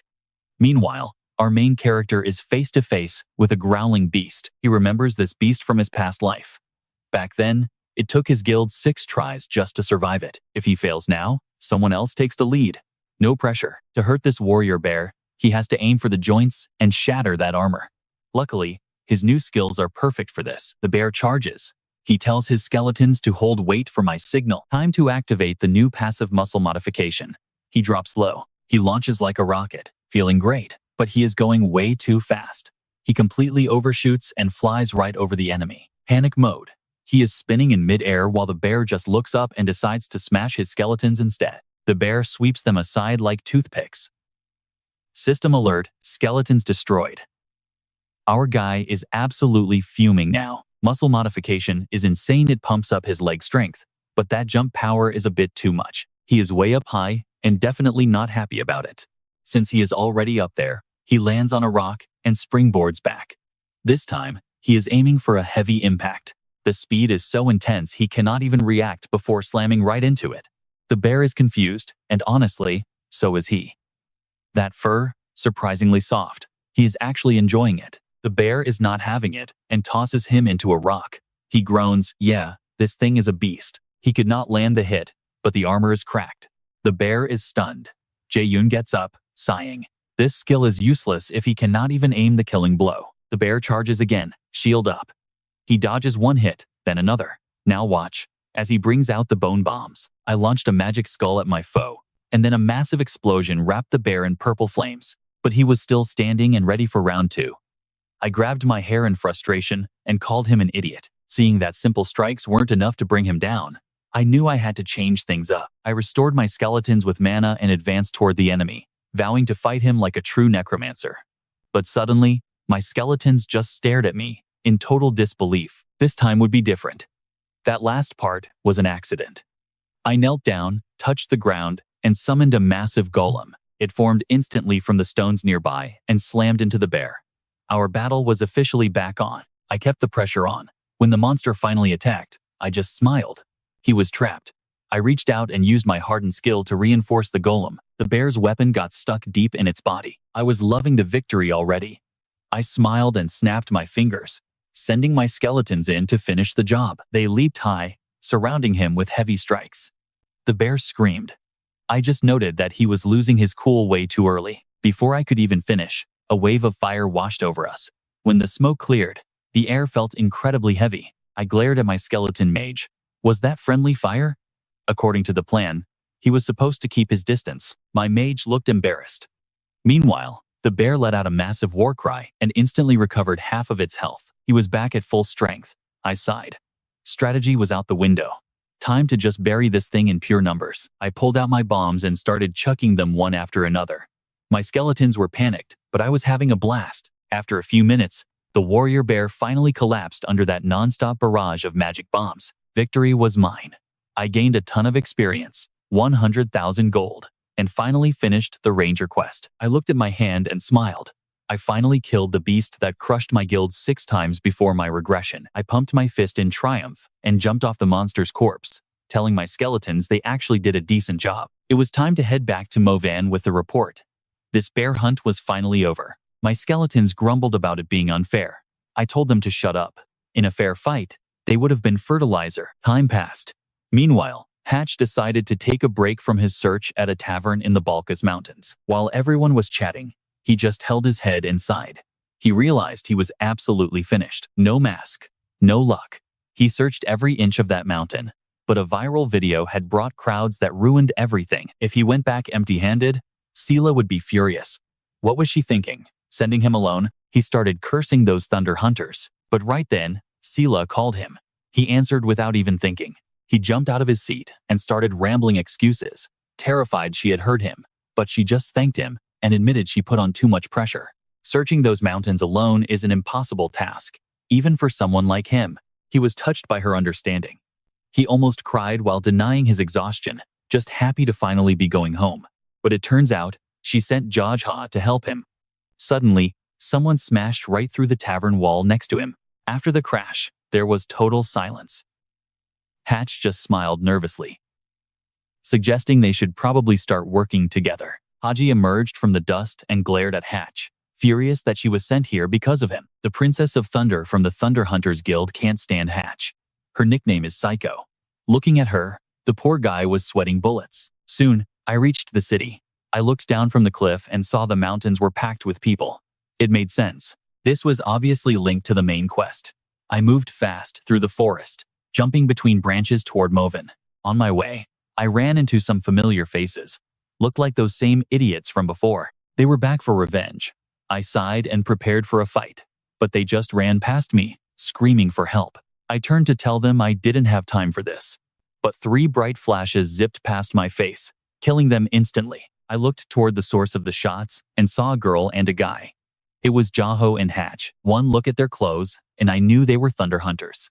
Jae-Un pointed her sword at me and asked if I was Jew Mask. Jae-Un, rank 2 in the guild. They call her the Princess of Thunder, or Psycho. She is a hysterical, jealous nightmare. Then there was Hatch, a top 3 hunter known as the Ballista. He is a genius mage who never misses his mark. Even in my past life, these two were a massive pain. I can't believe I ran into them again. If they want the mask, they want to recruit me. I'd kill them now if I could. I jumped down, looking confused. I scratched my head and asked who they were talking about. Time to play dumb. Think he can get away without proof? But Jage sees the lie. He looms over him, demanding how he could possibly be a stranger to these mountains. 20 million views already. No wonder he is famous. And that cloak? It is a dead giveaway. It had to be him. Teeth clenched and heart racing, he stays silent. Hatch steps in, begging Jage to just stop. Right now, that was the least of his problems. The biggest? She was a total idiot. He shoves her forehead hard, shouting that she wrecked the tavern and killed people for no reason. How are we ever going to clean up this massive disaster now? He grabs her, shaking some sense into her. They are a famous guild, for heaven's sake. If she doesn't apologize now, their entire reputation is going straight to the trash. Her response? Why bother apologizing? Jae-Un just stands there, stunned. He had no idea that they were all this crazy. Man, he was getting really annoyed by this. Jage apologizes to Emissy, then turns to his partner with a sarcastic snarl. Happy now? He storms off, leaving Hatch screaming. Hatch bows quickly to Jae-Un, mumbles an apology, and bolts. Finally, our main character is left in peace, or so he thought. Suddenly, a fist appears out of nowhere, and a split second later, bam! Right in the face. Talk about a heavy hit. It sends him flying backward, until he slams hard against a nearby tree. Hatch loses it, grabbing her and demanding to know what she is doing. She just looks confused. She thought he would dodge it. Our guy stands up, dusting himself off. Attacking players without reason is totally inappropriate. He slides his glasses on, looking suddenly very sharp, and says he is filing an official complaint and putting the whole story on the community forums for everyone to see. Thunder Hunters? They are just a bunch of evil bullies targeting new players for kicks. Hatch panics instantly. He starts apologizing, promising to pay for everything if he just keeps that complaint offline. Out comes a bag with 1,000 gold coins. Jae-Un decides to play nice for once. Total relief for the guy. Without a second to lose, Hatch grabs the girl and drags her away before she breaks anything else. Does she even have a brain? She snaps back, clearly irritated. Watching them go, our main character takes off his glasses. Deep down, he is actually pretty ticked off, but this is the smart play for now. No need to draw attention. He just needs to wait for the perfect moment. As they walk away, Hatch is still fuming. Why does she always cause such a massive scene? Doesn't she realize a top-tier guild needs a flawless reputation? She is not listening. She is thinking about that hit. A normal player would have instinctively dodged that. Hatch snaps. Is she seriously saying it is his fault for not dodging her sudden attack? Unbelievable, but she is sure. This guy was different. She saw him frown just before the fist landed. He knew it was coming. Something is off about him.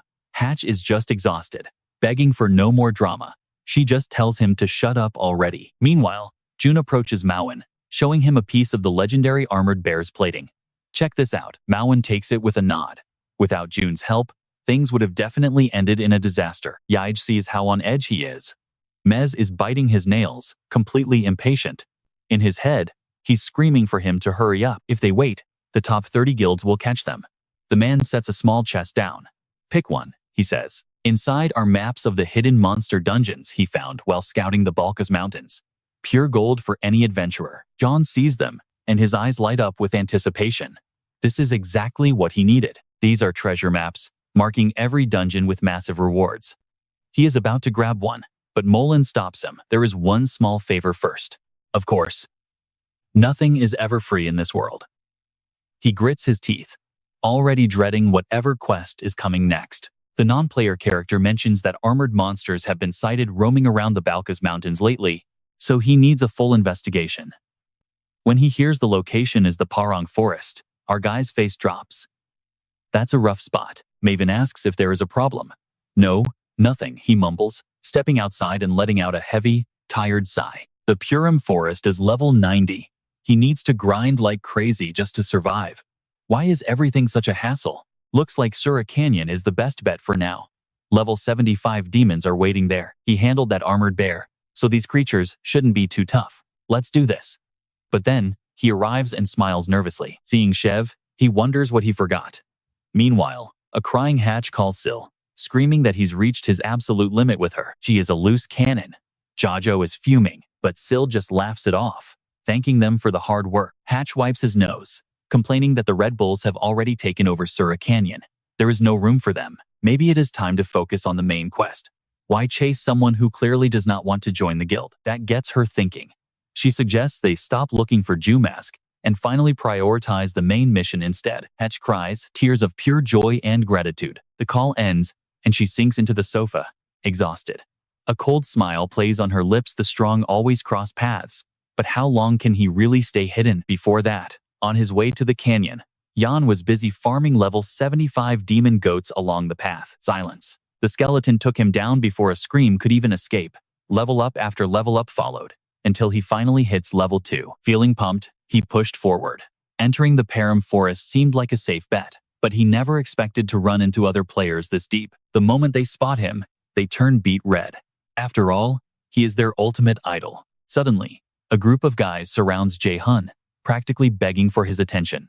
It is absolute chaos. Eventually, he hits his limit and just bolts. He is yelling for them to back off, but they are literally chasing him, crying and begging for him to stay. How did it come to this? Simple. That Bear Warrior video went viral. He loved the hype and the thought of all that sweet, sweet cash. But fame is a double-edged sword. He is constantly mobbed, making it impossible to focus on the hunt. Mid-sprint, he rips off his mask and signals his skeletons. Time for a major change of plans. They need to head to the South Canyon. The monsters there are lethal, which should keep those annoying fans far away. Spotting Chev up ahead, our main character stops and forces a smile, playing it cool. But Chev? He looks totally disappointed to see him again so soon. Chev gives him a friendly nudge and asks, "Hey, are you not that kid from the rookie zone?" He remembers how awkward it was when he vanished without a word. He has been grinding levels fast. Just months ago, he was a total noob, and now he is in the canyon? June looks away, wondering what a high ranker is doing in a dangerous place like this. Jeff just shrugs. "Have you not heard? My guild took full control of Sura Canyon yesterday. They figured setting up near the main quest was a pro move. Clearly, they have been making some serious progress in the story too." But then Chev mentions he is looking for Jumask, and our guy is completely floored. He is staring in horror, but Chev does not even notice. He saw that Bear Warrior fight, and is apparently your #1 fan now. Are you not curious who he is? Let us go find him. But our main character is not waiting around. He just bolts, screaming his innocence. Finally safe, Jae-Un catches his breath, wondering why it feels like the whole world is suddenly gunning for him. First Solian, now Chef. 2 top 30 guilds are already on his tail. If this keeps up, leveling and finishing quests will be impossible. He grips his head, stressing out. He needs a new hideout, and fast. But this place is an experience goldmine. Then, a spark of inspiration hits him. He still has that secret map from Manhwa. He checks the map, hoping for a rare dungeon, and boom, there it is. A smirk finally returns to his face. He heads toward a hidden waterfall lake. Rare dungeons love to hide in spots like this. It is risky, sure, but the loot? Definitely worth it. He takes a deep breath and dives. Deep at the bottom, the system warns him underwater breathing time is running out. Only 20 seconds left. He pushes deeper, praying the map is right about a hidden dungeon being tucked away down here. He is desperate for air. With 11 seconds left, he spots a cave opening and swims for it. 5 seconds to go. The surface is still miles away. He is running on empty. 1 second left on the clock. He gives it one last push and gasp. He makes it. The system pings.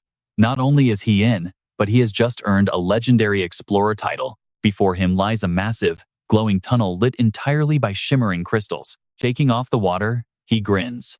This is perfect. If people are annoying, you just find where they are not. He moves in with his skeletons, heart racing. In a secret dungeon like this, the monsters are bound to be total beasts. Suddenly, the air turns heavy. They freeze as two glowing red eyes pierce through the absolute darkness ahead. He readies for a fight. But wait, it is just a slime? He tilts his head, totally confused. Is that really it? There is a long, awkward silence before he finally snaps. Are you actually kidding me right now? He did not risk his life just to fight a pathetic slime. Honestly, he is so annoyed he might just blow up the whole cave. His skeletons have to hold him back. But then look, a strange fire ignites deep inside the slime's body. What gives? An elemental attribute monster? Now we are talking. These things are incredibly rare in this world. Their drops are used for elemental enchanting, making them worth a fortune. Long story short, our guy is about to get filthy rich. He licks his blade with a hungry grin, waving his hand to command his skeletons. Wipe them all out. As the skeletons close in, the slime literally cowers in fear, squeezing its eyes shut for the final blow. Suddenly, the entire cave begins to tremble. He tenses up, sensing something massive approaching. From behind the rocks, a level 70 fire salamander emerges. A mid-rank beast? Now that is a real challenge. The salamander didn't wait and blasted a fireball right at them. They scrambled behind a rock as Zhang looked on, completely and utterly confused. It is literally spitting fire. Stepping out from cover, he knew he had no other choice. He had to use it before things got even worse. He reached into his inventory, equipping a skeleton with the helmet of madness and bone armor. Now, that is a massive upgrade. Then, he pulled out another item. He was stoked to finally use the Black Orc skull to boost his skeletons to their absolute limit. Instantly, the skeleton transformed into a fully armored knight. The salamander hissed as it felt the danger, and the knight leveled its sword. Then, it simply vanished into thin air. It closed the distance instantly, swinging its blade and cutting through two monsters at once. Finally, MS gets to see the true power of the skeleton knight in action.